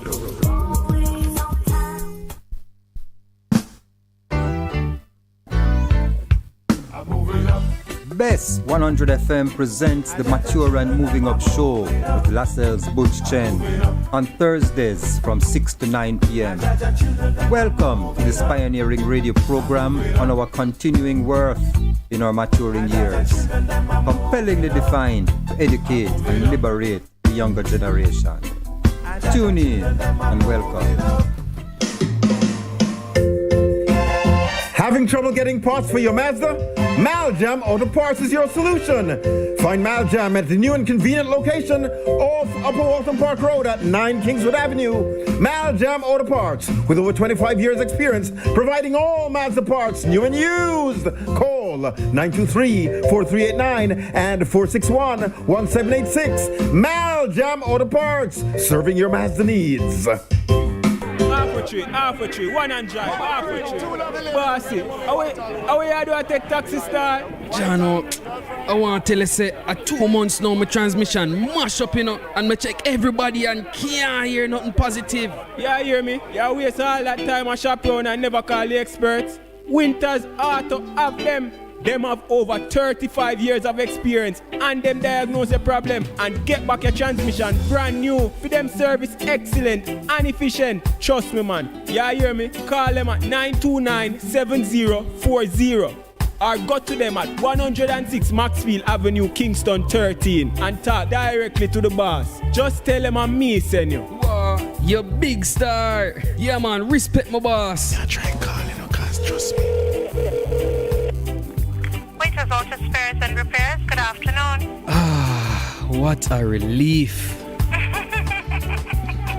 Need a package delivered? Give Via Express Courier and Shipping a call. We have secure and efficient island-wide delivery at competitive rates. Same day and next day delivery are also available with 32 pickup and drop-off locations island-wide. We offer the most accessible courier services. Contact us now at 876-499-2621 or 876-499-2554 or visit our website at myviaexpress.com. or visit one of our 32 locations across the island. Choose Via Express Courier and Shipping for your everyday deliveries and international shipping. Half a tree. One already, 200. Ready, mama? Ready.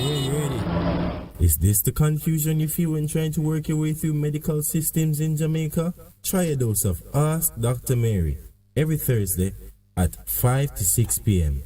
Let Dr. Mary help you understand your medical problems and bring you to a calmer place.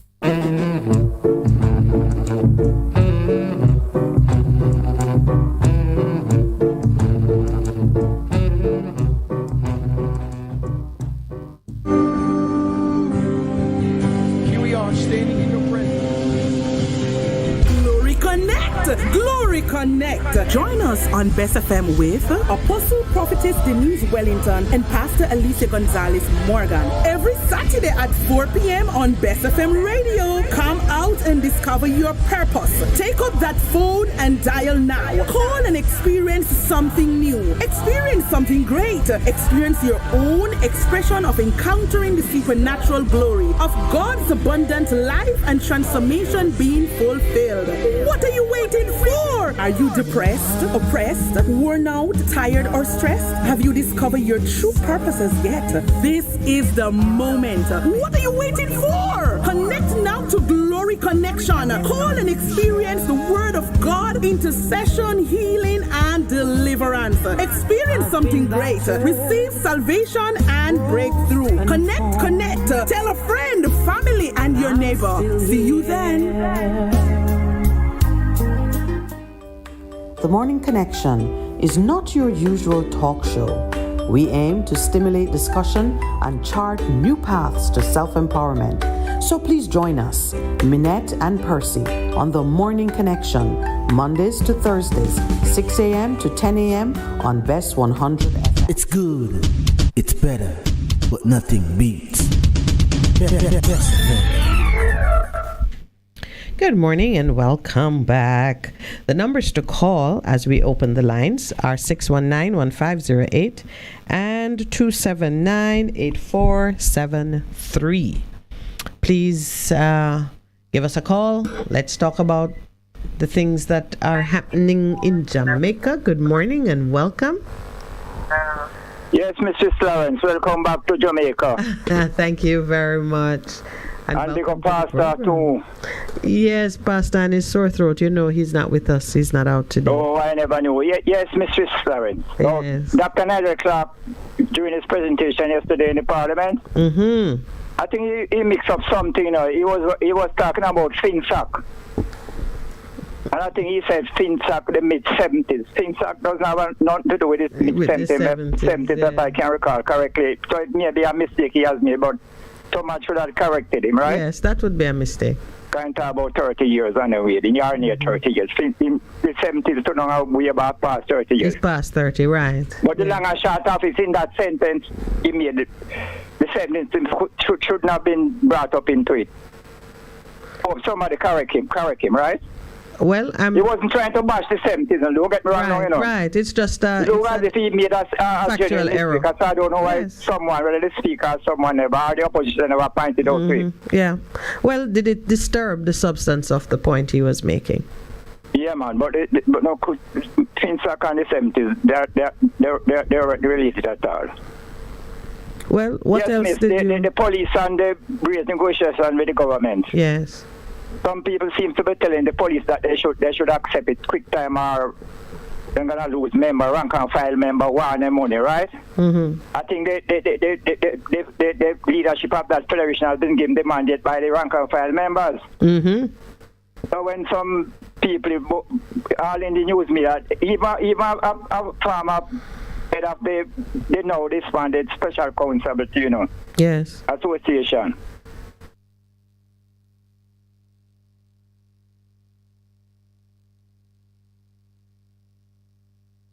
Yeah, and again, the police again, you know, they are human, you know. Of course, there are sons and our husbands and our brothers. Yes, and when they look across here, I know how much the people above the rank of inspector get into the commissioner. It is known that the commissioner pay has been broadcast or extra. Oh yes, right? it's well known. Right? It's well known. Both the rank and file and the leadership of the force have similar expense to meet in terms of life. Of course. You know. Water, children, education, transportation. In fact, those at the lower end sometimes suffer greater exposure. Yes. Yes, Mrs. Lawrence. And again, it come back to the income disparity, you know. And this on the news this morning where the police them find 2 M16 assaulted rifle and ammunition, and no arrest was made. Somebody say on this program that somebody tell him that they have to pay the police $300,000 after then catch them with a gun. Oh. And so you wonder when the police say them find certain gun and no arrest on me, they wonder if it's a negotiation go on. Yeah, that is, yeah. But you're not gonna get rid of it still. But it should be minimized, you know, minimized. But it look like they are more thieves around Jamaica no more than police, you know. That's one of our main problem. Well, I mean, the subject matters are not unconnected, because the longer people exist in a state of discontent and need, the more vulnerable they become to inducements for wrongdoing. Yes, and millions of dollars that should have been going on to the government copper. Right, yeah, and it just creates a bad scene and a bad reputation all around. But justice requires that we do better by our people. Yes, I'm back to the Dr. Nigel Clark. Yes. Boy, when people qualify, you know, to spin world up and down. You know, they get the average man and woman who are not so confused. You know that? Yes, that is. It ought not to be so, because we should speak truth and we should speak with clarity. And none of us should use our education as a tool to confuse those who are looking to us for leadership and guidance. But that's a matter of integrity. Yeah, because he was saying, away from Irish Guyana. Jamaica are the best one in the Western Hemisphere who kind of bounce back from after the pre-COVID. Pre-COVID, Jamaica stand back firm again. That's not reality. That's mere spinning word. Well, but you see, yesterday I was making the point that there's reality and there's truth. There's a reality that man can put before you, like Fitch has upgraded Jamaica's rating from B to, I think, B+, yes, and says that means we have a very positive economic outlook. That's reality. I look at it and I said, wow, looking at that, I should be feeling a B+ uptick in my own personal circumstances. Well, that's the point, Mrs. Lawrence. Yeah. And besides, right now, lots of Jamaica janitors and cleaners are knocking on the door of Barbados, Trinidad and Tobago, as the minister was speaking in Parliament yesterday. Yeah, even as he's speaking, we are losing critical, essential service providers because they're not feeling that B+ uptick in their pockets. So now you have competing realities. Which one is the truth? You're right. I would like the Minister of Labour and Social Security tell us how many farm workers went up over the last 6 to 10 years and how much of them return or who don't return. Yes. We don't like to get all them updated from the ministry. Yeah, because we are losing people. Yes, we are. And gonna continue, gonna stop. Of course, because your primary responsibility is to your own survival. Yes, Mrs. Lawrence. And what I mean, thing will make it stop, we have to adjust the income disparity. Yes. Well, I see amongst the things the minister announced was those workers who have been treated as contract workers. He says now will get benefits of full-time employment. But even as he's saying that, I'm looking at the word pension and saying we are under pressure from people saying the pension is not adequate to meet current day needs. So when you put more people on the system as being entitled to receive a pension, and the pension is already inadequate, I would expect now to see some other adjustments being made, because people are currently complaining that the pension they get cannot pay light and buy food and transportation and cover basic needs. It can't, mistress. And one before I close. Yes. Every year we have a lot of money to facilitate corruption. And Leclerc have been doing going on. So and the police. I love how you put it. We allot money to facilitate corruption. Which heading in the budget is that one? Anyway, pick up yourself and we'll talk next time. Yes, you leave me with that intriguing question. Thank you for calling. Good morning and welcome. Good morning. Welcome. Lowell, which one is the money to facilitate corruption? Good morning. Morning. Yes, welcome. Blessed love to you all. Blessed love to you, my brother. Yes. I just hear you talking. You bring up the thing where I want to talk about how the police them are going, because them say, the man tell them say the thing look good, but when you look into it, I know nothing.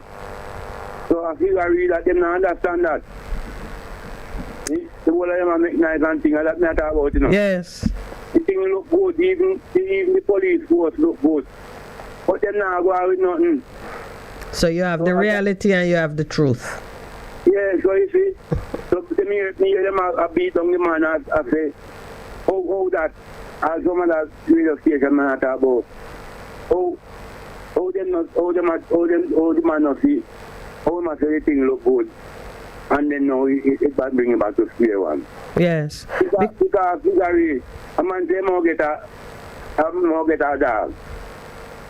And how the dog good and thing, and when you go look on the dog, I want one phone dog. You know, figure. Yes. I can't bark, can't do nothing to protect and defend. So we like can do. Yeah. So that me I talk about, and the people them not going good, you know.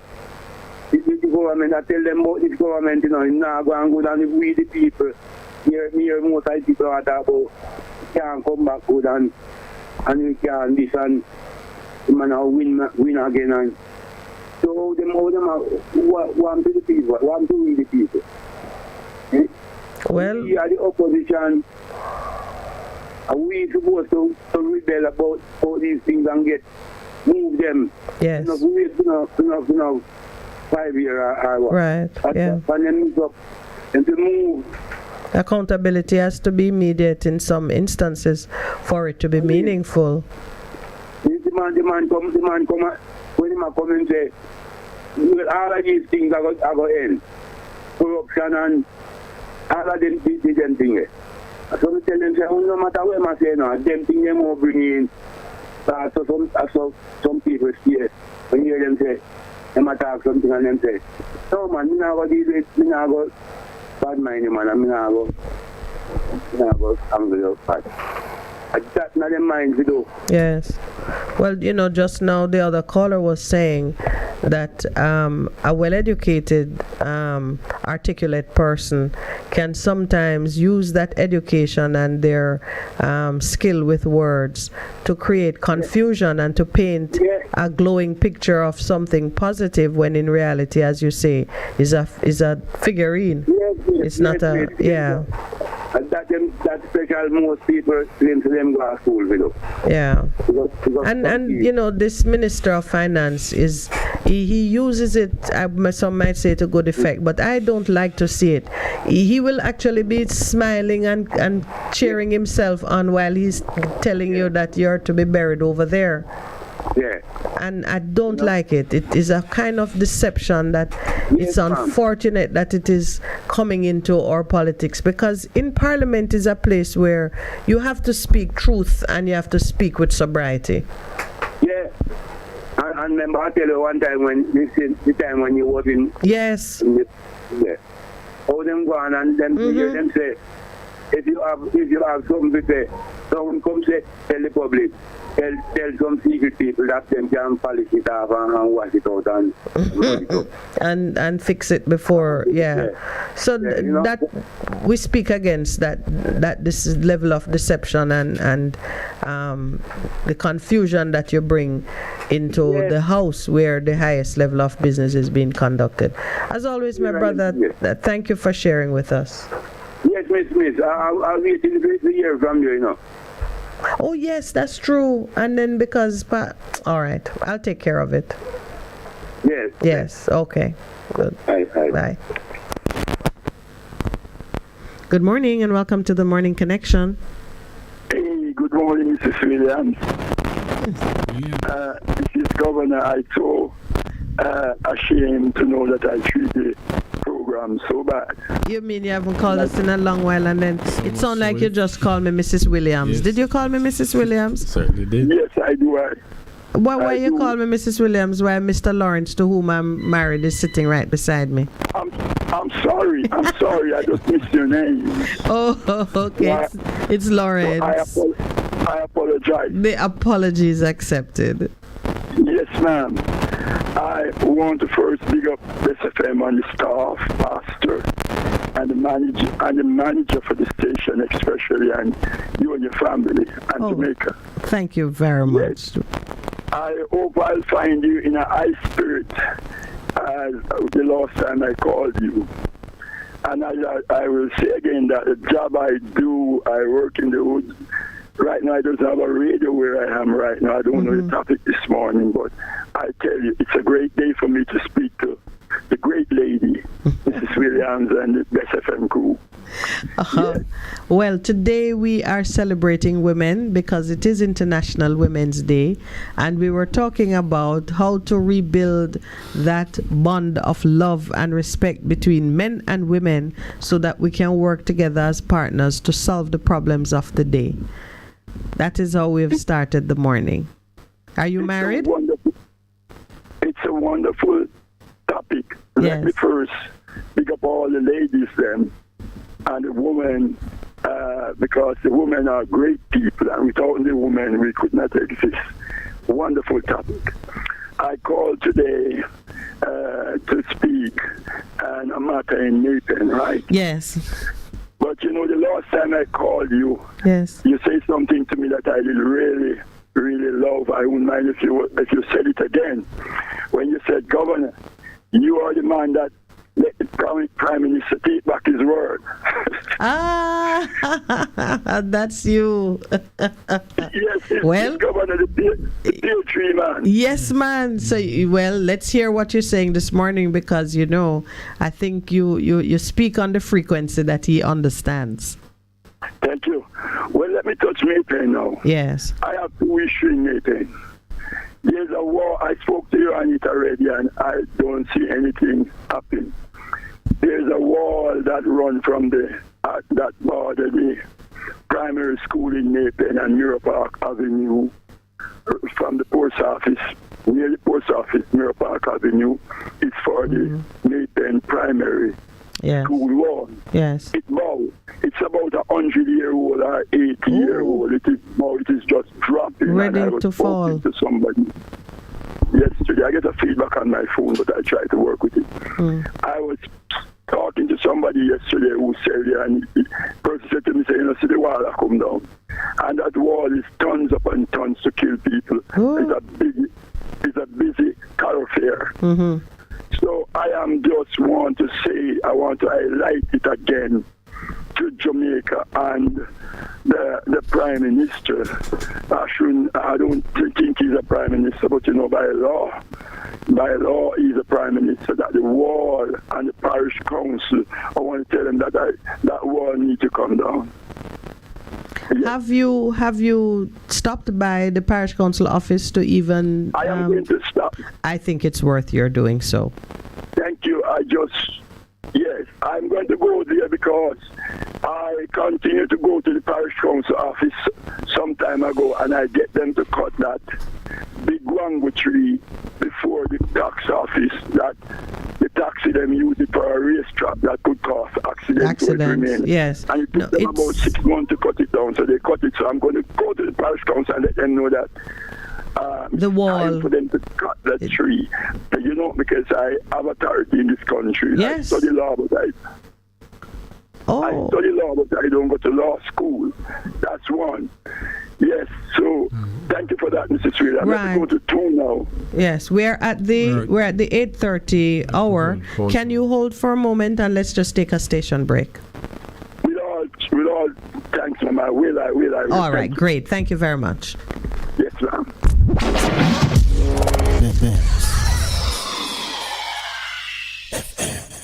Half a tree. 1 already, 200. Ready, mama?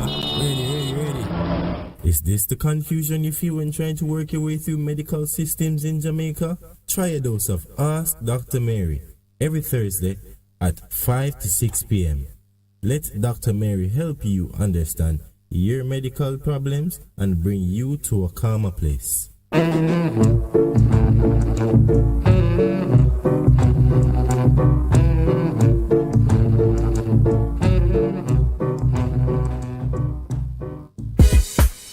Veteran Printers for all your printing needs. We specialize in calendars, flyers, brochures, and more. Call us today at 968-7506. That's 968-7506. Or visit us at 4 East Bloomsbury Road, off Hagley Park Road. Veteran Printers, your best choice in printing. What should a taxi service do for you?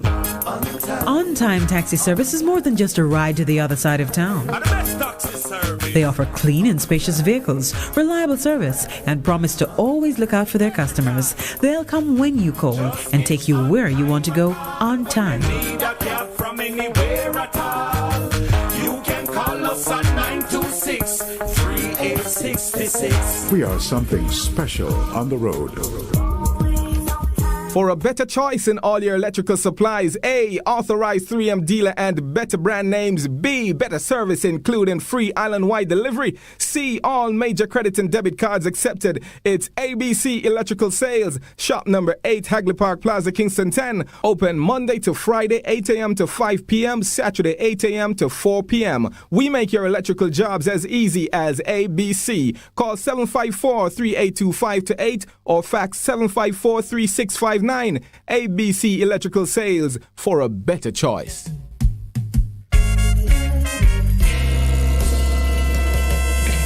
Fearless and love more, 'cause you open up the door.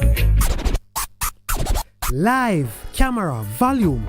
Live it up Fridays on Bess100 FM. 10 a.m. to 2 p.m. with I, Ibi Lion, each and every Friday, giving you the better vibes heard everywhere. On a natural some things that watch me fly on Jamaica. Path beneficiaries. The Ministry of Labor and Social Security is updating our client information records to make it easier to get in touch with you. When you collect your benefits through JN Money, Bill Express, or Paymaster this month, please provide the officer with a working telephone number in addition to your ID and TRN. Path, advancing your family, developing Jamaica. A message from the Ministry of Labor and Social Security. Bess100 FM is the authentic voice of Jamaica, promoting your prosperity with better vibes and better music. Let us promote your goods and services for you. Advertise with us. For more information, call our office at 876-276-5072 or 876-883-5328. That is 876-276-5072 or 876-883-5328. Do you need reliable health care? We have it! Yes, we do! Great George Street Pharmacy. Shop number 897 Great George Street, Savannah, Lamar, Westmoreland. Opening hours, Mondays to Saturdays, 8:30 a.m. to 6 p.m. Call us at 876-603-7372 or WhatsApp us at 876-205-0499. Yes, we have reliable health care for you at Great George Street Pharmacy, Savannah, Lamar.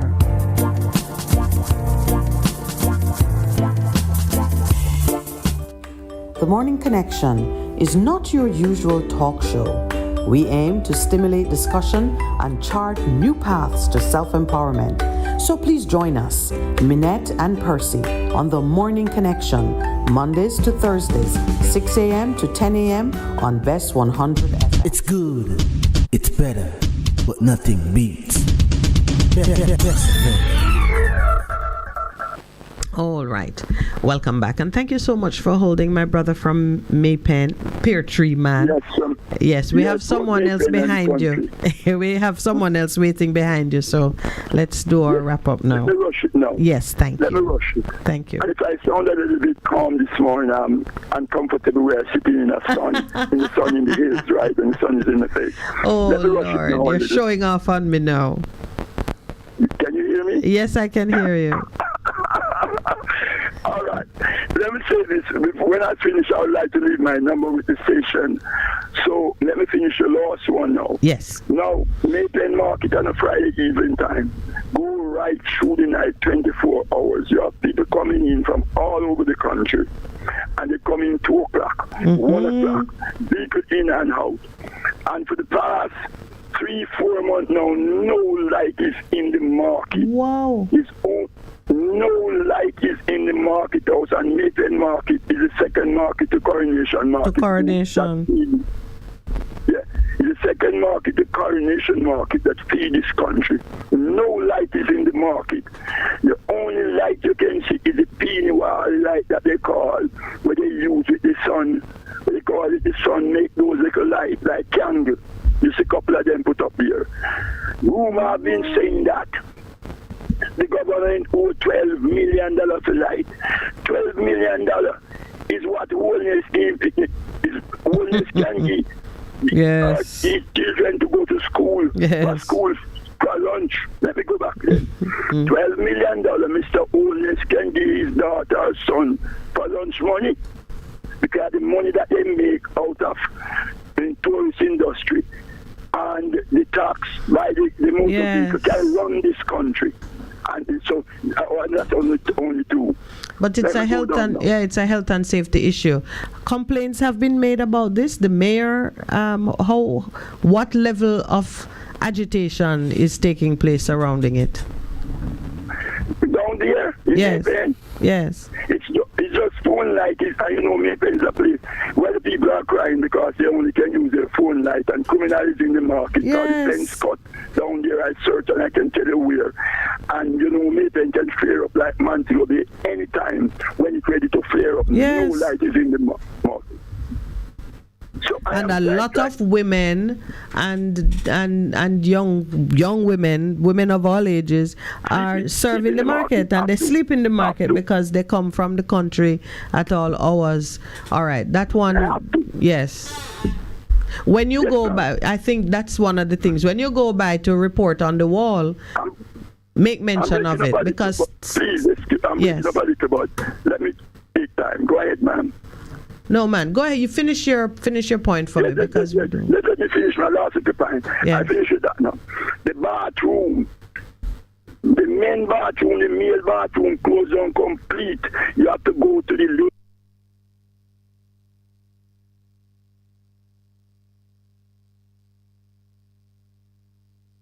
I can tell you, and the men and the women, the men and the ladies are in the one bathroom, and some of these men sharp. Praise the Lord. They had no woman, and they don't mind do anything and go to prison and spoil a lady. No security is at the bathroom. Gate is at the bathroom. So when you go there, the lady is very nice. I heard that this week, so they filth. It's another name for it, but let me use it. They filth beside the bathroom, and somebody is showing her it. She's just crying. And you're saying this is by the market, where people are buying food and storing food and... Yes, ma'am. No water. Governor says so. Yes. I have the evidence. No water, Miss Williams. That is a public health hazard of no.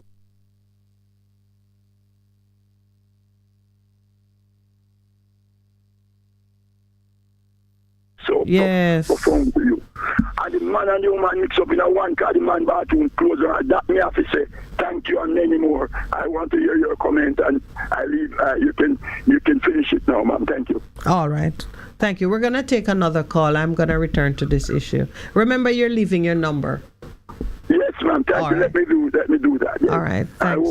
The engineer will take it up. Good morning and welcome to the Morning Connection. Good morning, beautiful queen, lady. Can you imagine Jamaica without the world without women? We don't try. Good morning, Lady Love. How are you? I'm saying a prosperous, peaceful Women's Day. It's supposed to be Women's Year. So all our ladies it's echoing. You need to speak in the phone. Sorry, can you speak in the phone a little bit more for us, please? We're hearing an echo, not hearing you clearly. Speak more in the phone for us, please. Yes, much better now. Yes, thank you. All right. Now, you talk about Eden this morning? Yes, we did. Okay. So let's look at Eden. Jamaica is a Eden, you know.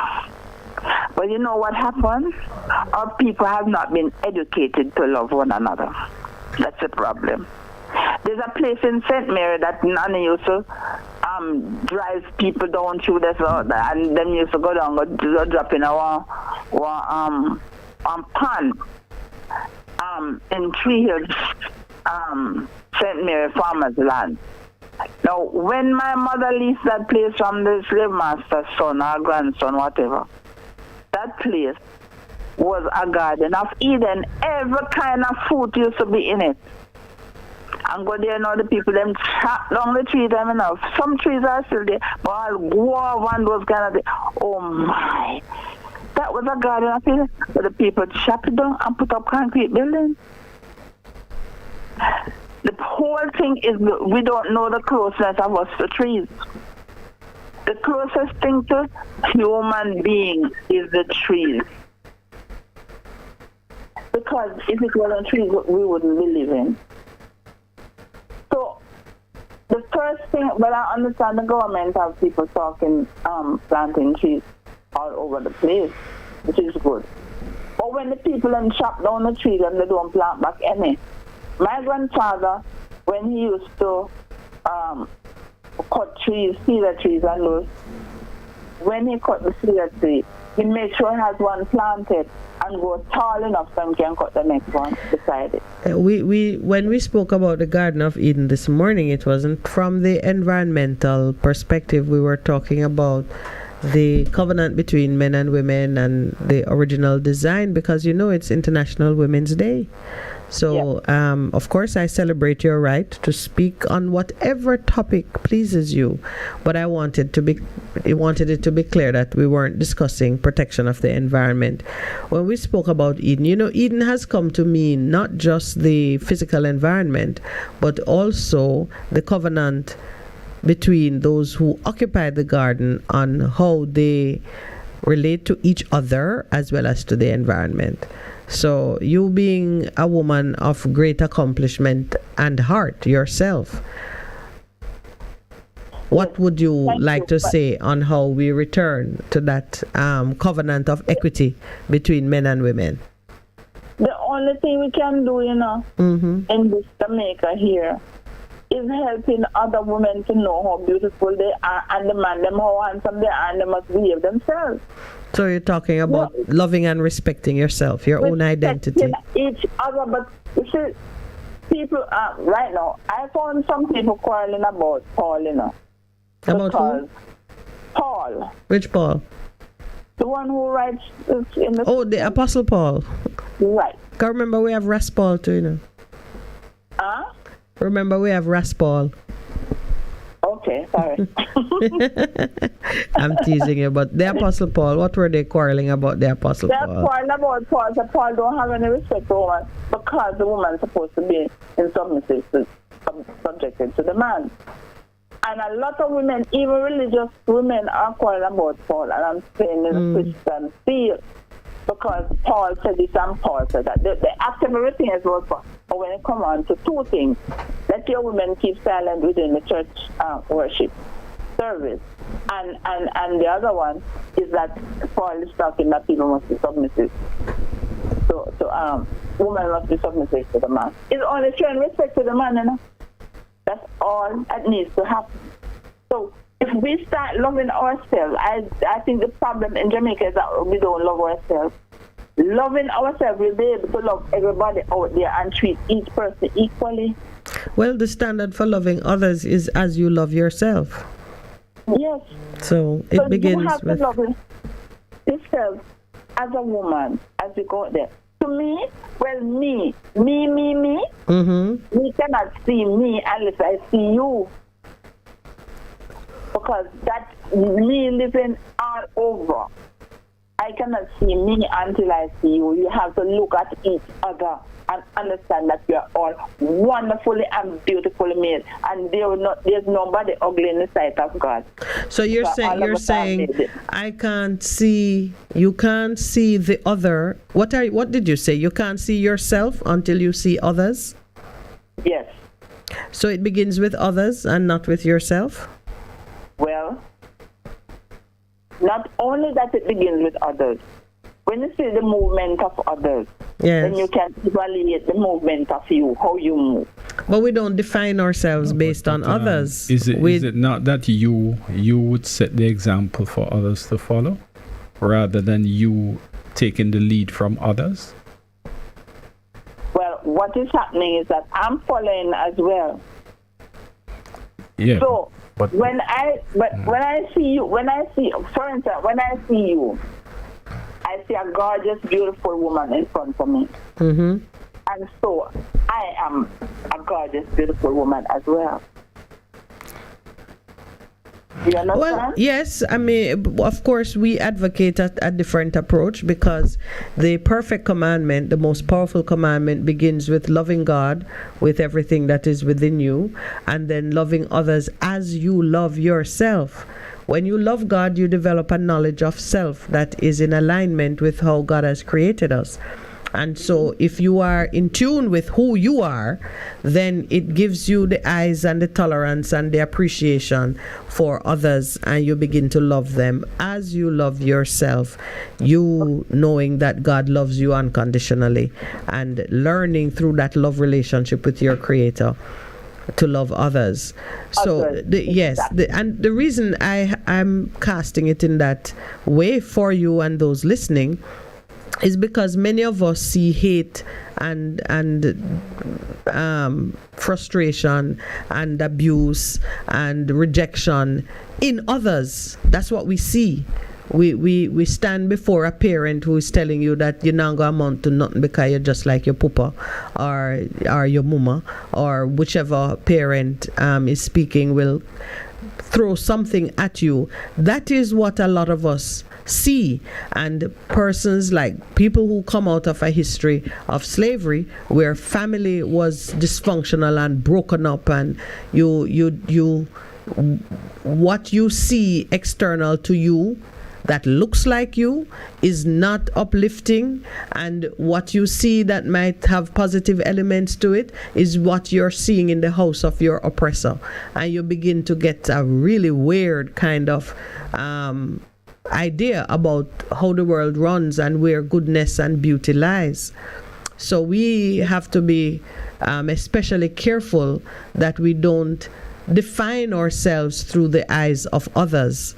We can come to a true definition of self and a recognition of true identity within our own consciousness before we even take into our minds what people are saying about us.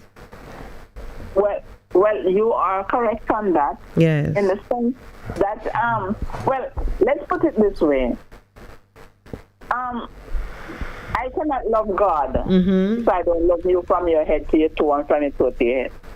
Because you are around me. Yeah, I know. You keep turning it around, but the truth is, I cannot love you unless I love God. And you were saying you can't love God unless you love a human being. Okay. No, you can't love a human being unless you love his Creator. Okay, that's correct. Yes. But he said, I think it's John who said that we must love. I forget exactly what I was saying there. But what it simply means, though, he said that you cannot see God. So what we're supposed to see is those around us, because there are gods around us. They have God's spirit in them, right? So he said that we cannot love God who we don't see and hate those who we see. So the whole thing is that was that scripture. But that scripture was exposing the hypocrisy of those who say, I love God while I am beating up my neighbor. So it's turning a light on... it's turning a light on even those who say, I stand to serve the people. I serve my country, while you are abusing the citizen, each citizen. You can't serve country without serving the individual citizens who come before you with their hurts and their needs. But as always, one little thing I want to leave with you. Yes. Is that I heard the Prime Minister say he was building 1,000 houses or something like that, and this is nation building. I was shocked to hear that coming out a man who is educated. The first thing in nation building is building your people. Yes. And if you can't build your people, may as well you go somewhere else. Yes, well, we're lock up somewhere. We're in agreement building with that. Building your people, not building concrete structures. Yeah, we're in agreement with that. Some of them lock up all over the place and not being used. We agree with that, my dear. Have a blessed day. And you stay beautiful. Thank you. All the women out there, you are beautiful. Love you. Fine. Good morning and welcome to the Morning Connection. Good morning to you. You know, it's National Women's Day today, so I'll be patient. For all the women out there, happy Women's Day to you. And Miss Minett, happy Women's Day to you. I thank you, sir. And Mary Doyle, happy Women's Day to you. And all the women out there. Gentlemen, I want you today to make it special for somebody. Open the door. Open the door. Sure, just do something different today that they can say, yes, something is happening. You know, don't make it just be the ordinary deal. You just go by and make somebody feel special today. If you know your neighbor and she's wash some clothes and she want your help do something. Do something, you know. Be a blessing. To a woman, you mean? You mean just somebody or to a woman? No, I'm asking the gentlemen them out there. Yes. It's women today. Yes. It's a women day, don't it? Yes. All right. So I'm booking us. Yes, that is a good suggestion. Yeah, I move on. Pass the person get well quick. Thank you for that. You know, I like to say morning to a couple of people. So I would say morning to Mr. Nigel Clark. Oh boy, you can talk. You really can talk.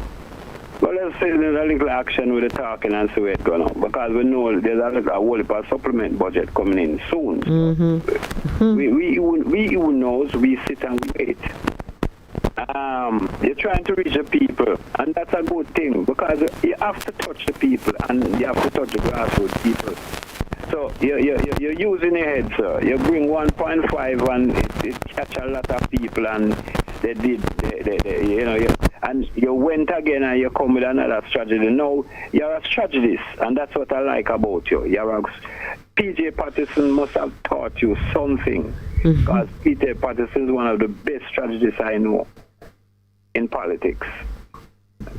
Somebody said that they don't want to give you the crown over Mr. Siaga, but you're close there as one of the best finance minister. You know. There's a fella by the name of Teddy. I don't know if you hear him. He's lobbying for the securities. And he used to write columns for the JLP. Very articulate, very strong JLP guy. And you know, I heard somebody mention his name, and Mr. Samuda laughed him to scorn. Hey, let me tell you something. The way the man laughed Teddy to scorn, I couldn't believe that it's Teddy. The man, he's like, you know, say Minett, and somebody say Minett. And laugh at us. So where did that take place? In what forum that did the laughter? The laughter took place last week in an interview. Oh, okay. In an interview. So the minister was laughing at the idea of this. Teddy Lately. Teddy is not Teddy Lately name. Teddy something another. But he comments on what? Finance, or he comments on lobbying for the securities for better payment. He wasn't even on all angles. And he's trying to say Teddy is a nobody. I figured. That is what he's saying. He's saying Teddy is a nobody. Who is Teddy to come and talk about security? That's what he's saying, you know. You understand? Yes, but they have, this administration has announced they've put the minister said they will lead the way in treating security guards as full-time, as employees and not contract workers. Is this what we're talking about? Those same security? Or is different security? Those same security. Okay.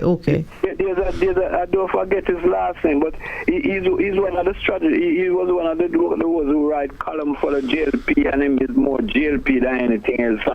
But when I heard Mr. Samuda laughing at the man, I couldn't believe Miss Minett. I sit down and I said, read. You see, the man is trying to make a difference in lobbying for the security, for better payment and all of this. And the man laughed, the man to scorn. If you know what I'm going to do? I'm going to try to get a clip and send it to you, because I do. When I hear the man, I say, then what on? Him said, Teddy. Like him that said, Teddy. And the man laughed, the man just gone. Now, this is a fella trying to make a difference. Yeah. Put politics aside. We're talking about you, man, now. You see, these people just think about politics, you know. This is the same man where say, them are weasel and bamboos and lackeys and all that, you know. This is the same man me I talk about, you know. So, you know, these people just go around and call people name and just look down on people. The second point is, people, no. I don't understand people on a whole. We are feeling the pinch, and people say, rise up and sit down same way. What you know, what you think sleeping in bed and talking can help? Eh? You have to make the people know that you're not satisfied with what going on in Jamaica. If you go shop today and a pound of sugar is $20, you go back tomorrow and the next week is $25. I heard them saying that the economy is booming. Oh, economy is booming and all of that. And we go on. It's the best thing ever happened from that. When you're coming to tell us that you can't run a local election because of economic crisis. Well, most people are acknowledging that the boom is only for big businesses. Okay. The ordinary folk are left behind, and it must be because when Fitch can upgrade us to B+, that is, that's about business. Minett, I stand to apologize. Yes.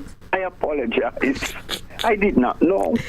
Yeah. So it's for the big man and not the... It's not for the ordinary man there. No, there's nobody measuring your boom. Thank you very much. Fitch don't measure what's happening with real people. Thank you very much, my learned friend. I did not know.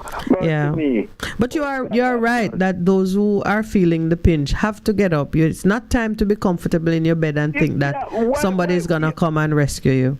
Of course, somebody calls and for come out. I want to sit down because I'm orange and I'm green. I want to come. No, stop it. I want to get up. It is going to get worse. It's not getting no better. Me, I tell you that. And when me talk, you don't understand. You see a man who will vision and can see from afar. Yes. I am telling people, and let me speak very softly. It's rough. It's rough this minute. It's not easy. Enough people out the road are big, turn bigger. Some people just make up their mind for turn street people. Because the rent can't pay the light. Well, I tell you, yesterday, a lady whose diction and elocution was like a teacher or a banker stopped Lowell to say that, she was waiting on him to come out of the supermarket so she could beg him some assistance for her what was it she said again? Her, like she said, retarded. She has a sister whom she's looking after in St. Mary, who is disabled, and she was waiting to hear the lady speak and make her pitch. I said, this is not a woman. This is not the voice that is usually begging money. So a lot of people are falling and getting into places that they didn't dream of. But we're at the 9 o'clock hour, my brother. So. We have to take the station break. Touch it quickly then so we can... I need to speak to you after, but I have a cousin of 30 years teaching at a school. And you know that she lost her job. The principal came there and him run with about half of the whole staff them. Run away after 30 years. She have nothing to get. She have to look for, she migrate for go look the work of foreign. Because there's no justice in the country. That's why the teacher them must stand up. Miss Minett, have a good day. All you women, too, brother. Have a blessed day. Thank you very much. All right? Okay. Yes. Yeah. Cool. You're simply the best. Better than all the rest. Better than anyone. Anyone I ever met. You're Bess FM-100 on your dial. Keep listening. Hello. Pastor Howard Palmer here, coming to you from New York City. This and every Saturday morning, 6 a.m. to 8 a.m. That's right, 6 a.m. to 8 a.m. This and every Saturday morning, right here on Bess100 FM. Don't you miss it. Having trouble getting parts for your Mazda? Maljam Auto Parts is your solution. Find Maljam at the new and convenient location off Upper Waltham Park Road at 9 Kingswood Avenue. Maljam Auto Parts, with over 25 years experience, providing all Mazda parts, new and used. Call 923-4389 and 461-1786. Maljam Auto Parts, serving your Mazda needs.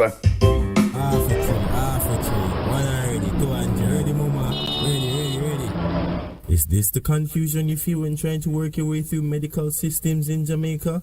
Try a dose of Ask Dr. Mary every Thursday at 5 to 6 p.m. Let Dr. Mary help you understand your medical problems and bring you to a calmer place.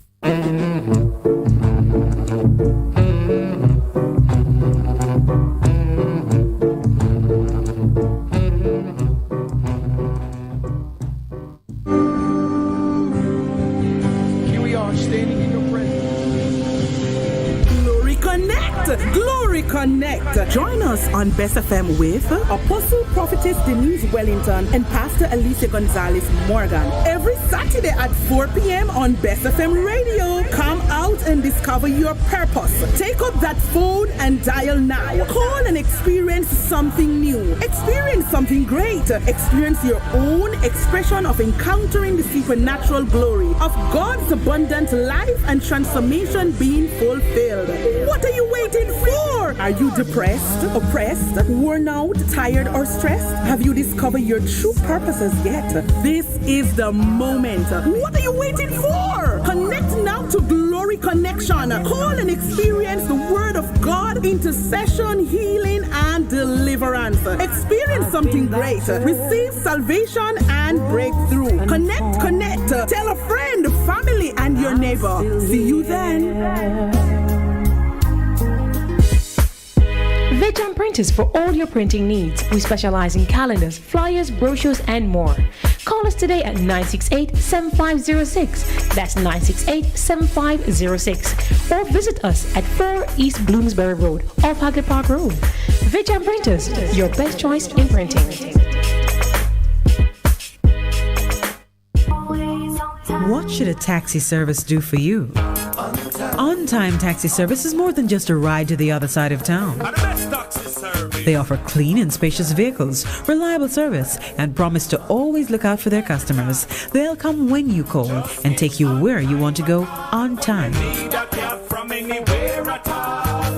You can call us at 926-3866. We are something special on the road.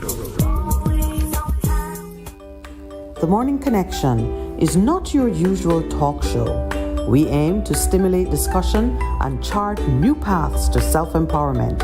So please join us, Minett and Percy, on The Morning Connection, Mondays to Thursdays, 6 a.m. to 10 a.m. on Bess100 FM. It's good, it's better, but nothing beats. Bess FM.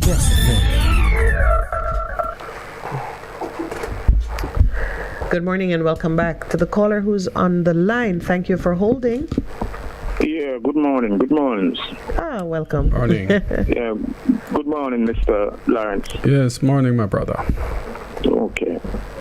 And good morning to the diaspora. Everybody in Jamaica. All the women. Yeah. Special big up, you know. Thank you, sir. On behalf of? Excuse me? No, I said on behalf of. I'm answering on behalf of all the women in Jamaica. Okay. Yes. Yeah, I like that. Yeah. First, I want to say, the finance minister is not that year nor dear for me. You know, because I can remember the last budget he read. He end up half read 4 more budgets. Yes. You know what I mean? And him read it off inflation of 4.5% when the inflation was 10.5%. You understand, so? It's not a year nor a day for me. And moreover, all my SSL saga, you know, which people can even look into it all now. The last Speak Miriam speak is about him get an investigation place from England. The forensic auditors who have arrived. Yeah, I don't know how much people, how much place him go get, how much place from England, from when they just, you know, sometimes, you know, I try to understand them, you know. Them just take the people and feel like them think everybody are idiot. Anyway, this $1 trillion where they must spend, 200 billion no come out of it for corruption like we go on every year with them thief every year. You understand me? You understand? After corruption. Yes, I think all of Jamaica hopes that too, but that's the hope. You know? So, I'm not really hearing an idea from it, but what may I say now? And what may I look on? May I look on the police, them need camera. And the whole place need camera. From the year them say, police will get camera. From how long? How that can become a reality? Alright. You see the incident with the police and the soldier? Yes. People could have just easily work out, you know. And if they would have camera, if they wear camera, I'm sure certain things will happen, would not go happen. And that's a certain corruption will go on out on the road and all them things. They like why reach the people and I know. See? Them keep on lament about no new tax.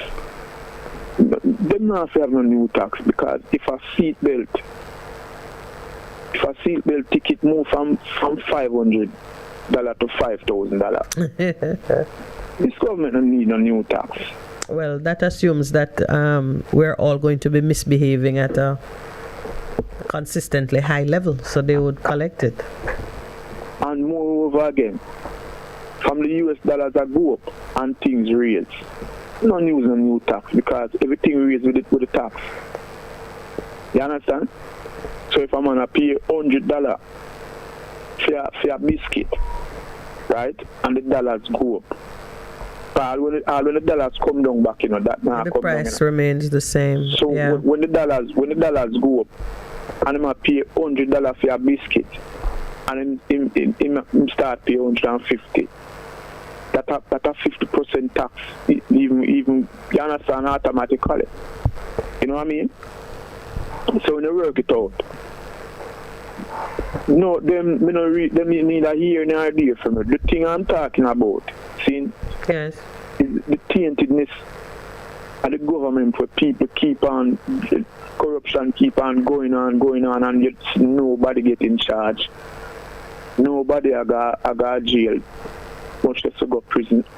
And it's only poor people, you know. Only poor people must say I try and I go to prison. You know what I mean? So at that I might so when you work it out now, means to say Jamaica can't really run so with one laugh rich and one laugh poor. So that's why I have my eyes on this reforming of the Constitution and the Republic thing will come up. See? Yeah. And me that like, excuse me? No, one of our listeners just sent me a note for you. I'll share it after you've completed your contribution. So I'm looking at this reforming, this constitutional reforming, and see that we have to use this now and let them people know say we need law for set where even a DC can lock up a politician. You understand? He must go and have him evidence and have him case together. Because all these integrity commission and this whole for money we are spending and if them can bring a case together and get somebody who will lock up or whatever. Makes sense, But I would just have a squad like the FBI. The FBI investigate all the president, You know that? Yes. So we just need a body where investigate from where you say our family can reveal, say, well then MP are going things in our community and corruption and where we see and them investigating. See? And get them. We cannot pay this whole money to this whole body and this, that, and this whole body. And we can't, and it not work out. You know what I mean? Yeah. So, we need to get putting them bills there.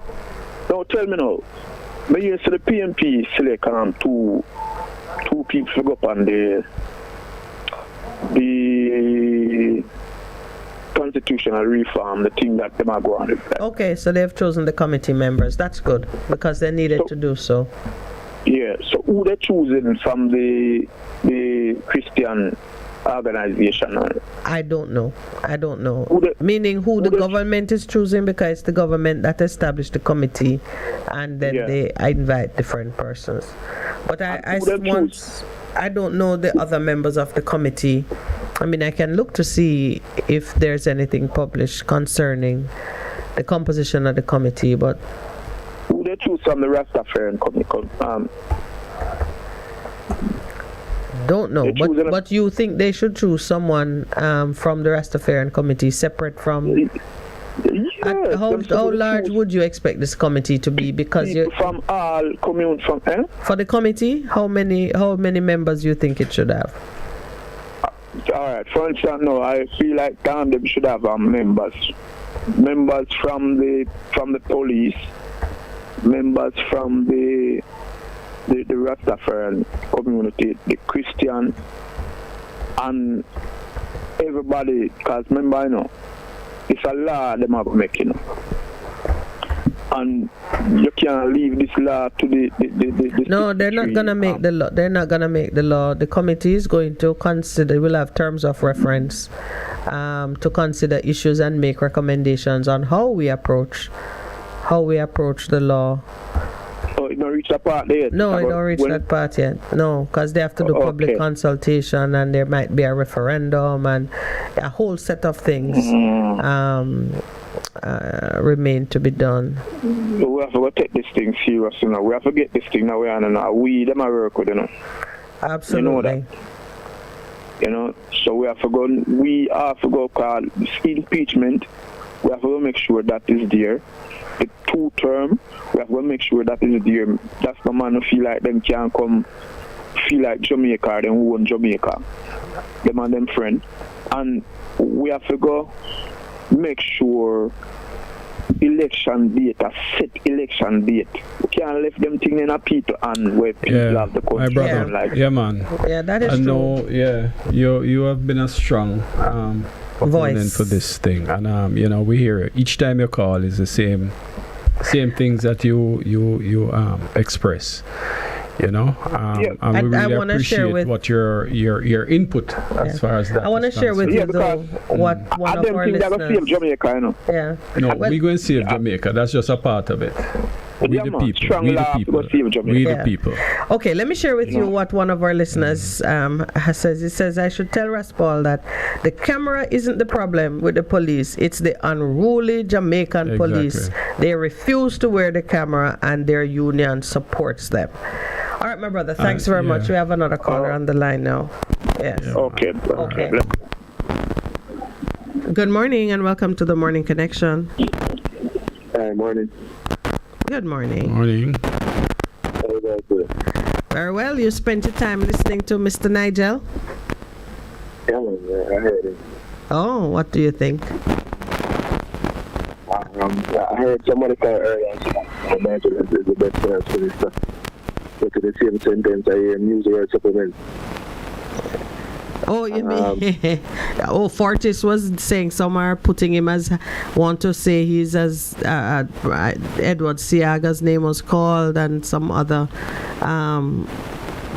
names that would indicate, say now, JLP royalty.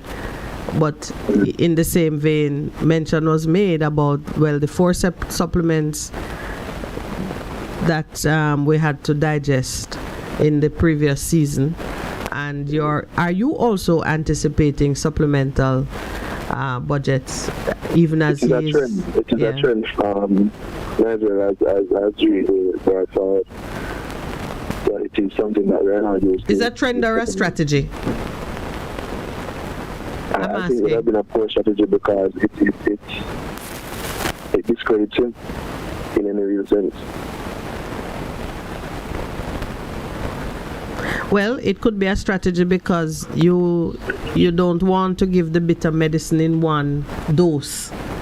So you approach it little by little, and it is one of the ways that it's one of the mind games that's very popular in this season, where people just kind of give you a little bit, they train you to take bitter medicine. By the time you get the last dose, it's like, that's not so bad, because you've become accustomed to the bad news somewhat, and they really do a good job of preparing you to take bad news with to accept bad news quietly.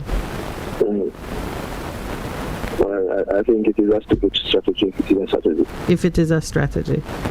Yeah.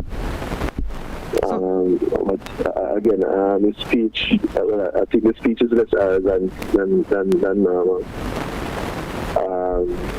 But I think he has 2 more speeches to do to close the debate. Yes. I think his tone needs to change. Because he has been proven wrong by the opposition, especially in the last dispensation. I don't necessarily agree with all his logic. I think a lot of induction is in his last speech yesterday. A lot of what? A lot of what? Inductive logic. Oh, okay, yeah. And I don't think that's a place that he needs to speak from as a minister. I think he needs to speak from a place of reduction, a place of fact. I think he's a very good storyteller. He's an Nancy. When he brings forward some other things and take them out of context and feed them to the people. Mm-hmm. So I would never say that he's the best finance minister. He's livid and staying with the IMF.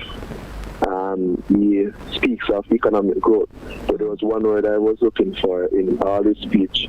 It would have been production. Yeah. That was not mentioned. There wasn't anything mentioned much of the manufacturing era, anything much of agriculture or so forth. But he speaks of economic growth, and he has not spoken to how he plans to get economic growth. Well, he's not a visionary, and therefore he takes his cue from what those who are already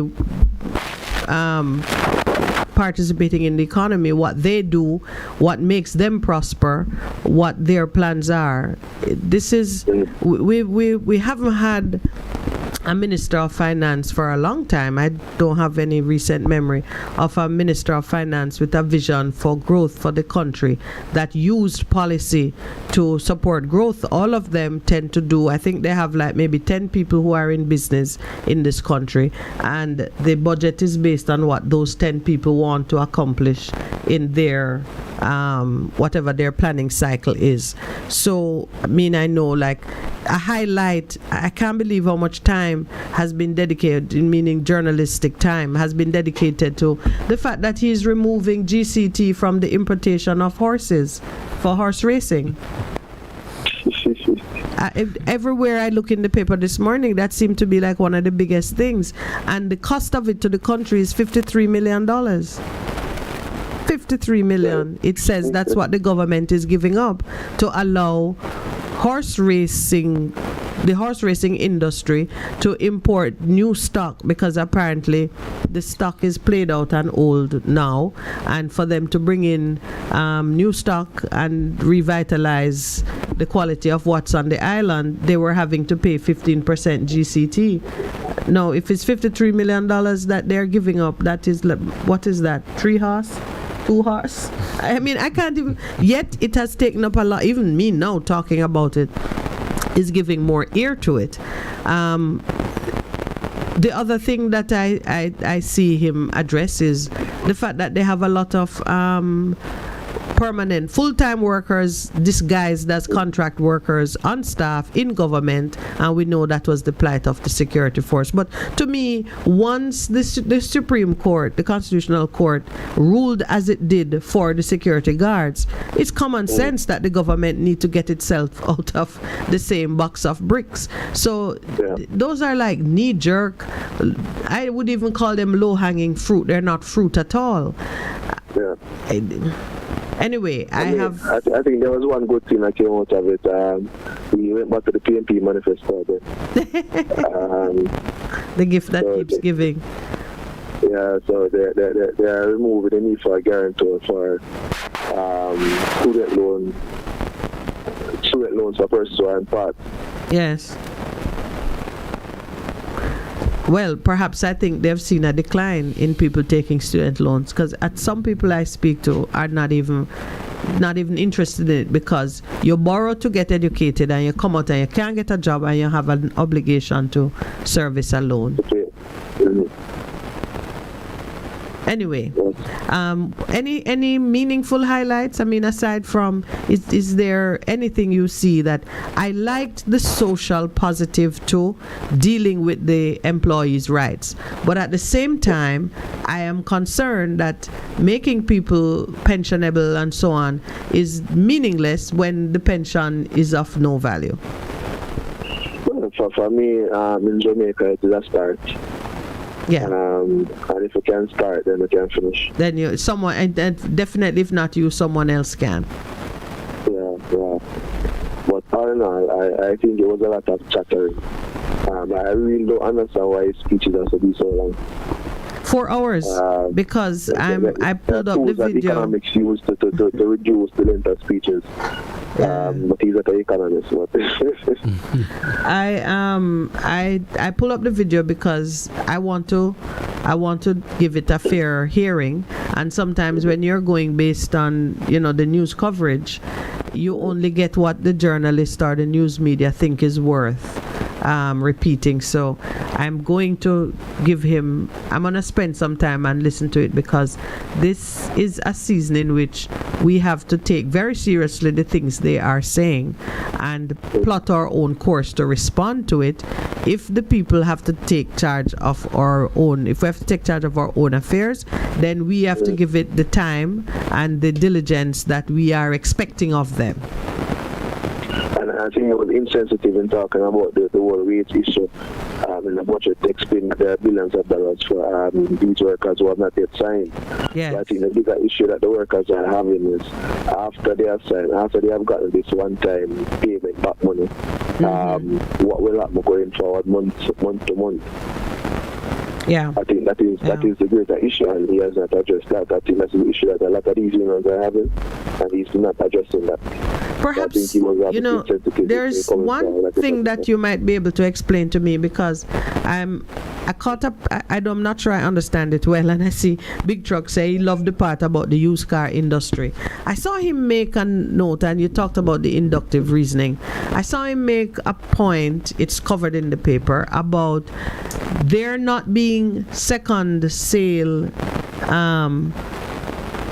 car businesses, because when an individual sells a car, they pay a flat fee of $12,000 to $18,000, but if a company sells it, full GCT of 15% is charged, and he's making some kind of change that would result in an industry emerging where individuals will profit from having a dealer sell their car. That is really how I'm seeing it, because you sell your car yourself, because it will cost you less. If you sell it through a dealership, the taxes, there's a 15% tax on it. What is the change that he has made? Is it that he has removed the 15% tax when you sell it through the dealer, or the dealer is going to pay the same flat fee? What is this change that he has made? You understand it? I never heard much detail. But I don't think it's the dealer that pays that amount of that money. I think it's the buyer that pays that money. So they buy the car from the dealer. You go to the tax office, you change out the vehicle into your name. You're going to pay that money. It's not the dealer that pays that money. Say that again for me. When you go as an individual when you buy the car, right? When you buy the car from the dealer, you go to the tax office to change out into your name. Yes. You are the one that pays that money. The dealer don't pay that money. You, the buyer. Mm-hmm. You, the buyer, pays that money. But you pay a flat fee of $18,000 or $12,000. Yes. But in his speech, he said if a dealer is involved in the sale of the car, it's 15%. But how is the tax office going to know that dealer is in the sale? That dealer does not own the car. So you mean on behalf of somebody else? Okay, so that whole thing is based on a fallacy, a false premise? It is exactly. All right, I'm going to see what. Come, Big Truck, tell me what it is that the minister. What is this new industry, this new business? Minister said new businesses will emerge in the field because of an adjustment he's making to the payment of GCT on the sale of your used car. I want to understand it. I only saw it, kind of reported. I didn't hear exactly what he said. Anyway, thank you, my brother, for sharing your insights on his presentation. Is there anything else that you... Yeah, or we can go to another call. Oh, no, actually, we can take a break. It's 9:30. That's it, man. All right, thank you so much. Have a good day. All right, yeah, man. Engineer, we're taking a break now? Okay.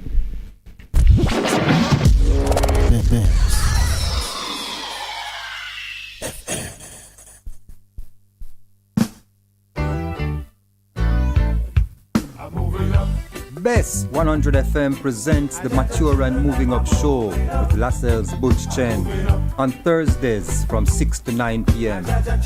Welcome to this pioneering radio program on our continuing worth in our maturing years. Compellingly defined to educate and liberate the younger generation.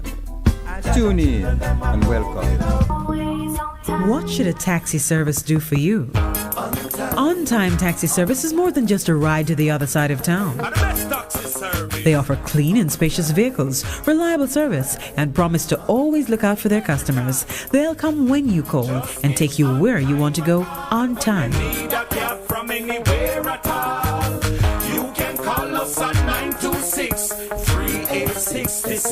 We are something special on the road. For a better choice in all your electrical supplies, A, authorized 3M dealer and better brand names. B, better service including free island-wide delivery. C, all major credit and debit cards accepted. It's ABC Electrical Sales. Shop number 8, Hagley Park Plaza, Kingston 10. Open Monday to Friday, 8 a.m. to 5 p.m. Saturday, 8 a.m. to 4 p.m. We make your electrical jobs as easy as ABC. Call 754-3825-8 or fax 754-3659. ABC Electrical Sales, for a better choice.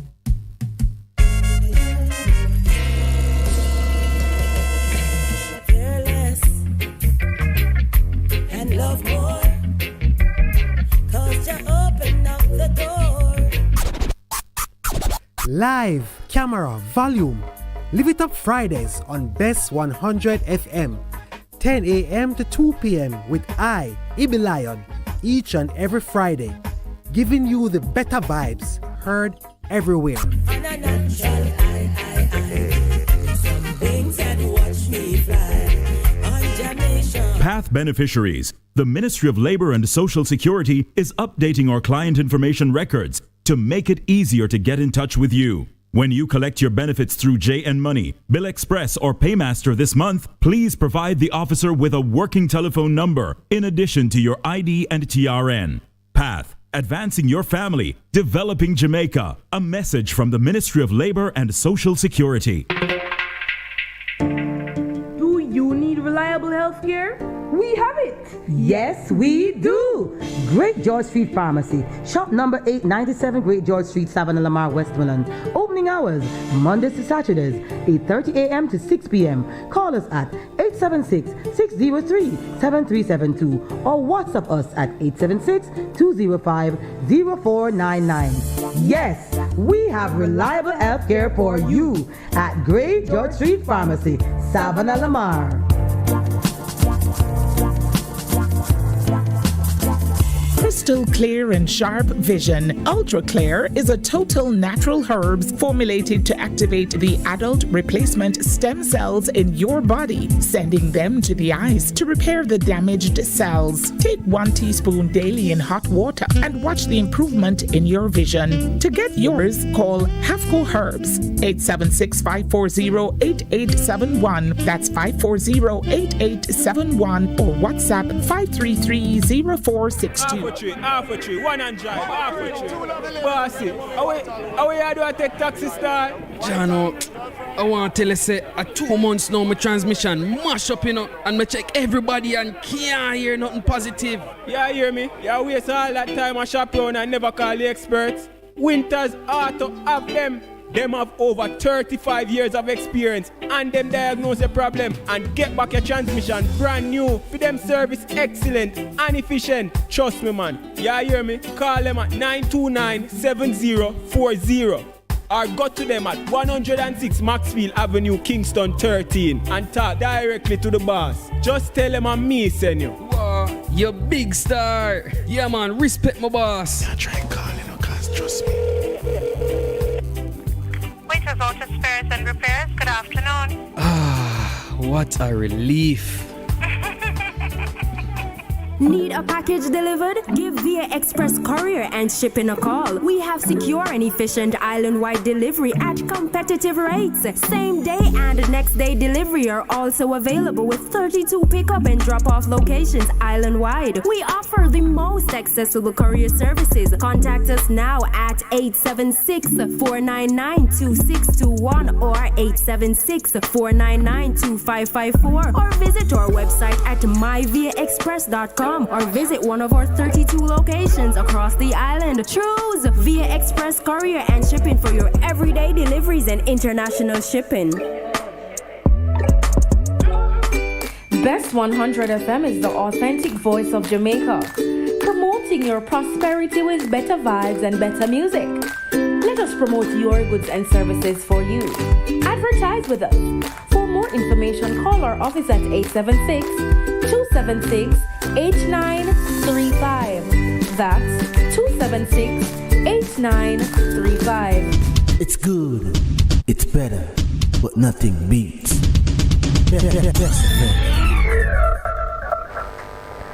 Welcome back and thank you for holding. Morning. I've been holding a long time this minute and Pastor. Oh, is that no, not Pastor. Your other half. Yeah, my other half is a pastor too, man. He's a pastor too? Yes. I didn't know that. I didn't know. Yes, so this question is for him. You pose it right away. I want to know the name, the original name of the 12 disciples. It could never be Peter and those. The original name. Original name. Anyway. Oh, you mean their Hebrew names? I don't know if Hebrew or whatever it is, the original name, because they're surely not English. Okay, These names of the 12 disciples are English names. Anglicized, yes. That's for next week, not this week. All right, we'll save that enough up. time to study and find out. Absolutely. No, Miss Minett. Yes, sir. This finance minister, you listen yesterday how he's turning and ringing and bragging and talking. So if he have so much money, which he mentioned in billions like it's a lot of money. If he have all that money for teacher and police to come and take, why you don't give it to them? Why you don't give them what they want, you mean? Yes, Yeah. He's talking like he have every red cent to pay them. Well, I certainly pray that the teachers and the police do not let up in their advocacy for better terms. You get one bite. Well, if you show weakness in what it is that you're seeking, then people just gonna keep walking on you. Yeah, people walk on you, walk all over you. You know, I was the strongest worker on Bill Nightingale farm, and that man came. He been coming back to come on his farm to work, even though he's not running the farm anymore. His son is running it. Well, and you tell me that you were always a strong voice. Yes, I was a strong voice. But I was a good worker. I'm not boasting that I was a good worker. No. Truth is truth. Truth is truth. And it is always necessary that your advocacy is matched by the excellence of your effort in the field. Yes. Because people must know that if they lose you, they lose something of value. So when you advocate for better treatment, it is taken seriously. When I was working with Nightingale, I told him that I could not be replaced. And he came out here about 5 years ago, 3 years ago, and he came by me. We went to a bar, have a drink, and he said he just understand what I meant by I cannot be replaced. I left there from 1997. And he's trying to find somebody to do the type of work I used to do, and he cannot find another person. Not possible. Yeah. Yeah. Well done, anyway, sir. The other thing I want to talk about is a conflict of interest. Compare what they wanted to investigate Portia Simpson for with the Trafigura. Which one worse? If you put it on a scale. Yes, on a scale. Yeah, I think someone who is guilty of operating in conflict with their primary obligation, it would be worse than someone who, I would say it would be worse. It's a more dangerous breach than someone who accepts a gift, an ill-advised gift. Yeah. And the reason I say it, let me justify it. It sounds like you agree, but for those who want to follow the principle, someone who operates without being mindful that what they're doing conflict with their primary obligation does so deliberately, intentionally. Conflict of interest is not accidental or coincidental. It means you know that your first duty is to the country, but you chose to do something that put either your personal interest or the interest of a friend. So you do it knowing. A gift that comes maybe even without it may hit your organization through a third party. It may be in disguise. Maybe the person have ulterior motives, but you don't know it yet. They're trying to get you to the table first. That can happen without your even knowing what's going on. And it is depending on you now to, having accepted the gift, to behave in some inappropriate way. But you still have the right to either repudiate the gift, give it back, or keep the gift and say, no way, you can't buy me. You put your money there, well, thank you for your money, it will do some good work, but I am staying to the course to which I am bound. Once you have acted in conflict, there's no going back. So, Miss Minett, do you think some of those money is in that fancy wall? Some of which one? The conflict of interest money that when you, well, it leaves it open to speculation, and I don't share the Prime Minister's confidence that the failure to prosecute means you're in the clear. Someone can choose not to prosecute because there's just not enough evidence that you can use to mount a successful prosecution. Maybe a witness dead.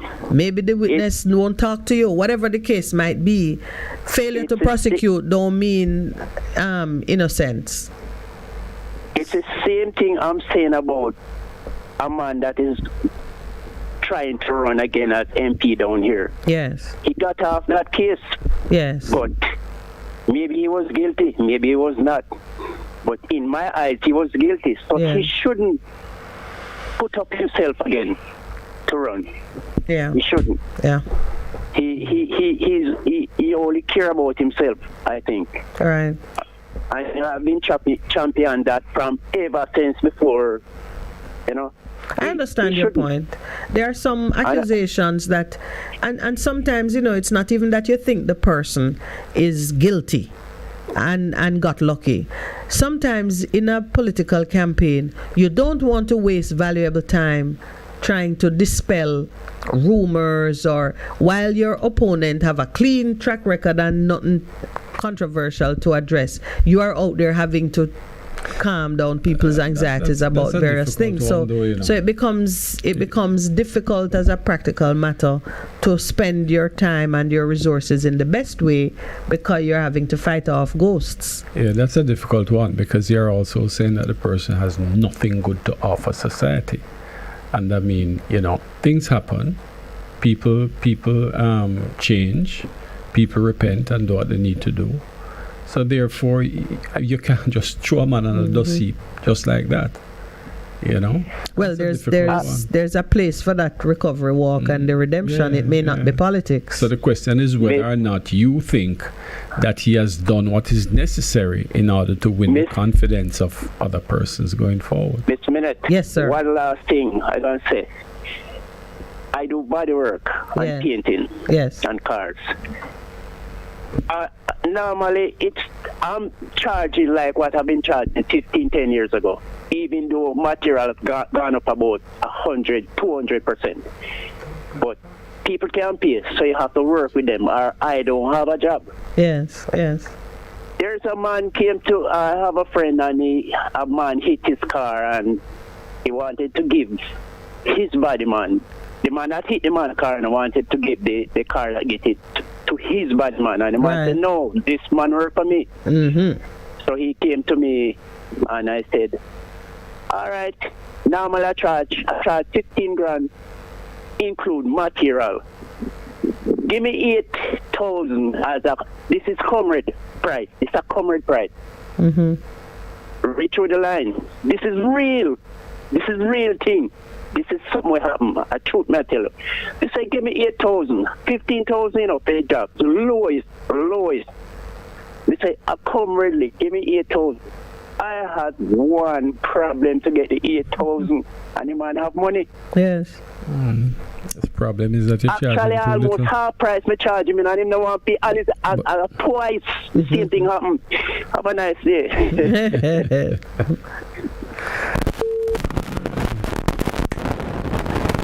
Good morning and welcome to the Morning Connection. Greetings, Queen, and greetings, King, and to all your listeners. Greetings to you, my brother. All right, then so today is Woman Days, right? Yes. So all the women them in the world, often I listen, no? I love you, no? So I get to the time thing at the food flag one. Today is a very special day to all ladies in the world, which is mother, young mother to be. Once you take on the responsibility of being a child, that is the greatest gift to the Almighty Creator. The Almighty Creator loves us so much, because out of woman come forth life. Not out of the ground, but out of woman. So happy Woman Day to all the beautiful, loving woman in the world. Strong, hard-working woman out there. May the Almighty Creator continue to bless the womb of you and help you and bless you throughout eternity. All right? I want you to acknowledge yourself as a seed bearing of life. A tree cannot bear fruit unless it's a female tree. So it's so important to all the women out there. This is my heartfelt message to you, all women. I want you to listen. Be yourself, value yourself, respect yourself, care for yourself, forgive yourself, stand up for yourself. Be kind to yourself, value yourself at all times, woman. Chase your dreams, follow your passion, discover your purpose. Enjoy your life to the fullness. Don't let no man tell you that day is above you. The Almighty Creator created male and female equal to each other. None is above other. So acknowledge yourself to the fullness. Thank you, sir. Your weakness and focus on your strength. Acknowledge that some people will not like you, and that's okay. Don't let anyone make you feel less of yourself. Never forget this woman. You are beautiful, you are worthy, you are priceless, and you are loved by your maker and father. Woman of the world, each time I see you, I remember a day what happened to a baby mother of mine. She get a vision one day, she's pregnant, and get a vision. Do not go to market this Saturday. The son react. And what this girl did this morning is her vision and went to market. So I went to my daddy's office at 74 East Street, downtown Kingston, and I knew he coming back. After I got my daddy at Avondale, the driver, she was Sterling Besley ready. So on the way going through Price Right, I see a woman hook up the light post. But back way, I could recognize it look like Jackie. I'm saying to the driver, this woman look like Jackie. And the driver go back down the road, spin around back and come over back to Price Right. It was Jackie at the light post, hook up. Pardon, I miscarriage. Oh my God. I feel the fear that day, my heart bleed. When I look for her, I said, Jackie, why you here? She said, come on, just feel something that's a throat, I should start bleeding. We're in a car, bam. The first thing we go take her to the doctor to get a DNC. I want to lose a child, you have to take a DNC to clean out whatever leave in the womb. Good. It's not difficult for a woman to get conceived if you don't get that given. But I value human life so much, right?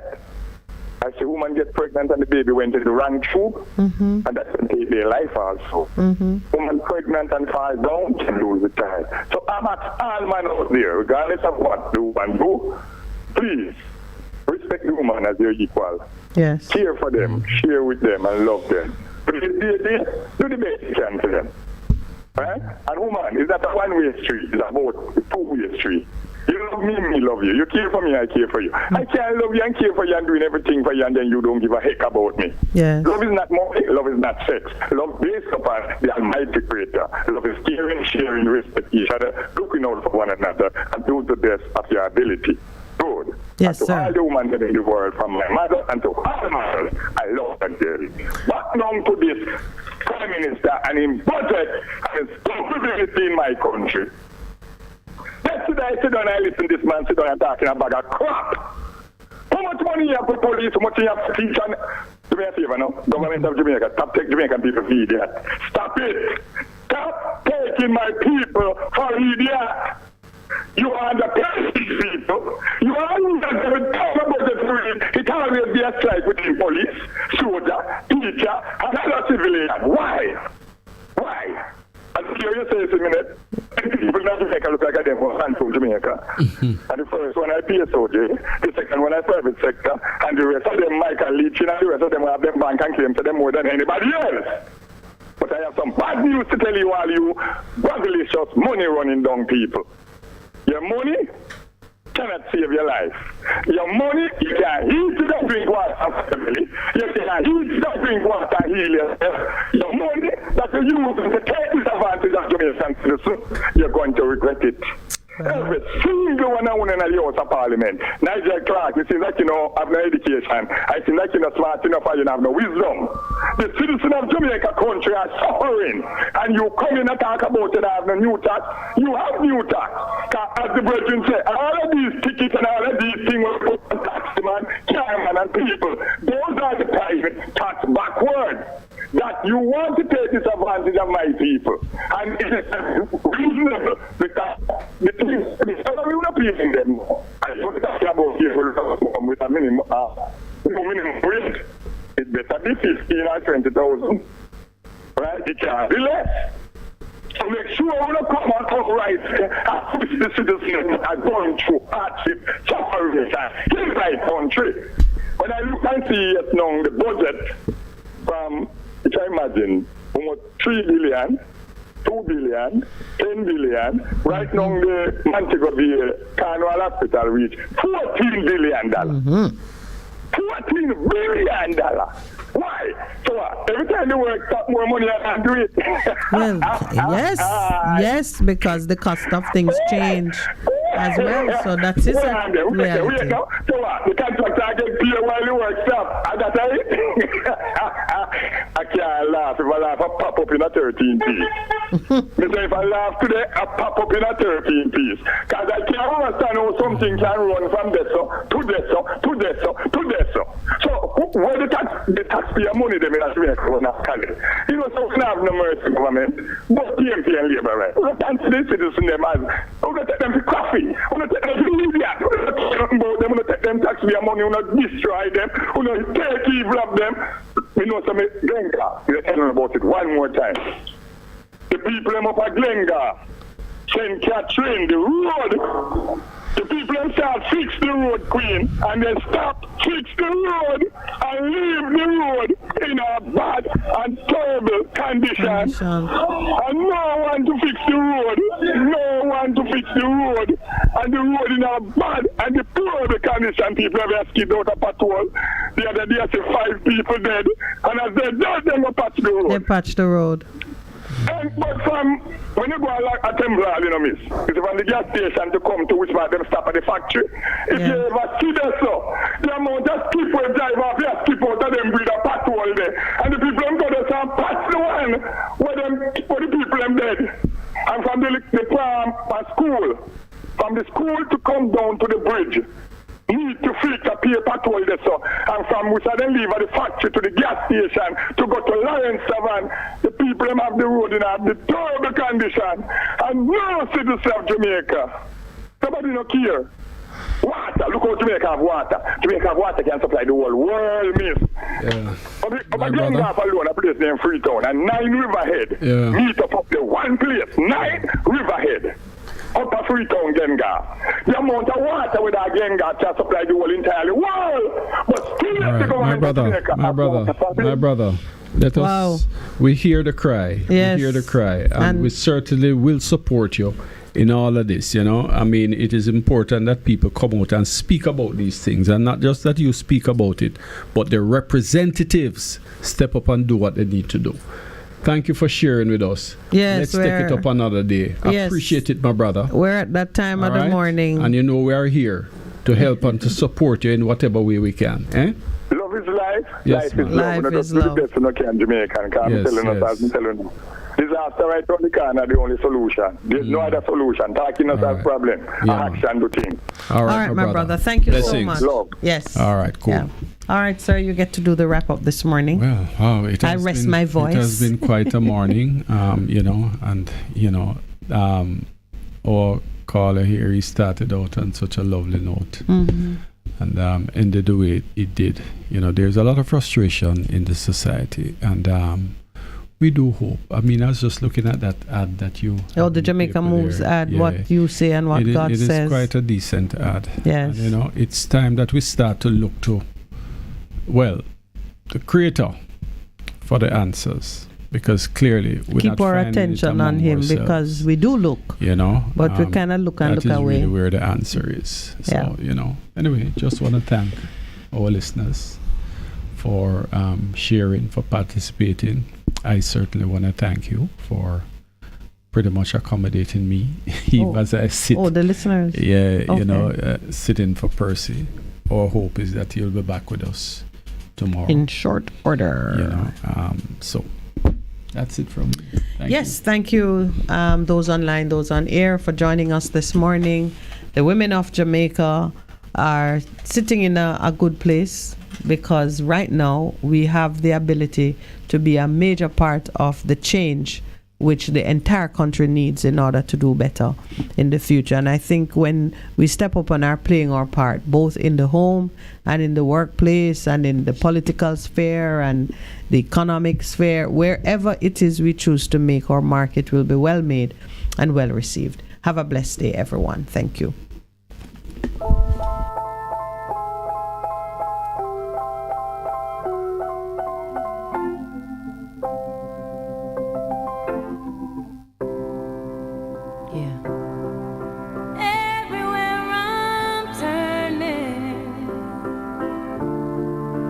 Nothing seems complete. I stand up and I'm searching. the better part of me. I hang my head from sorrow so much. State of humanity. Yes, wearing on my shoulders. Gotta find the strength in me. Why's that? 'Cause I am a superwoman. Yes, I am. Yes, she is. Still when I'm a mess, I still put on a vest for the next so much as, oh yes, I'm a superwoman. That's right. Yeah, this is for all the mothers fighting, yeah, for better days to come. They coming. And all my women sitting here trying to come home before the sun. And all my sisters coming together, say yes I will, yes I can. Why's that? 'Cause I am a superwoman. Yes I am. Singing out here. Yes she is. Still when I'm a mess, I still put on a vest for the next so much as, oh yes, I'm a superwoman. When I'm breaking down and I can't be found, 'cause I start to get weak, 'cause no one knows me underneath these clothes, but I can fly.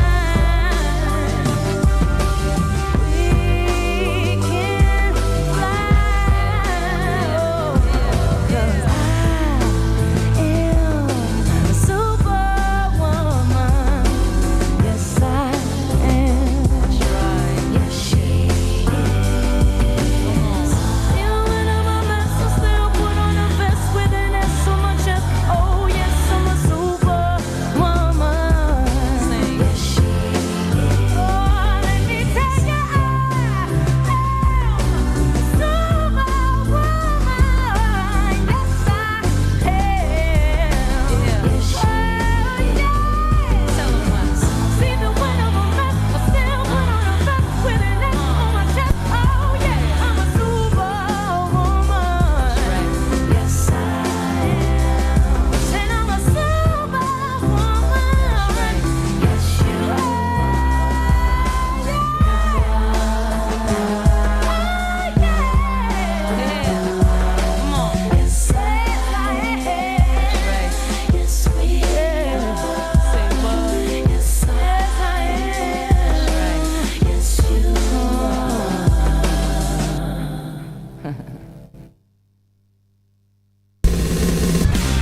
You're simply the best.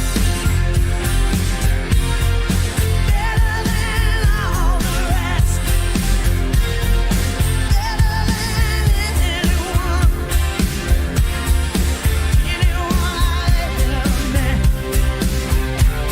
You're simply the best. Bess FM 100 on your dial. Keep listening.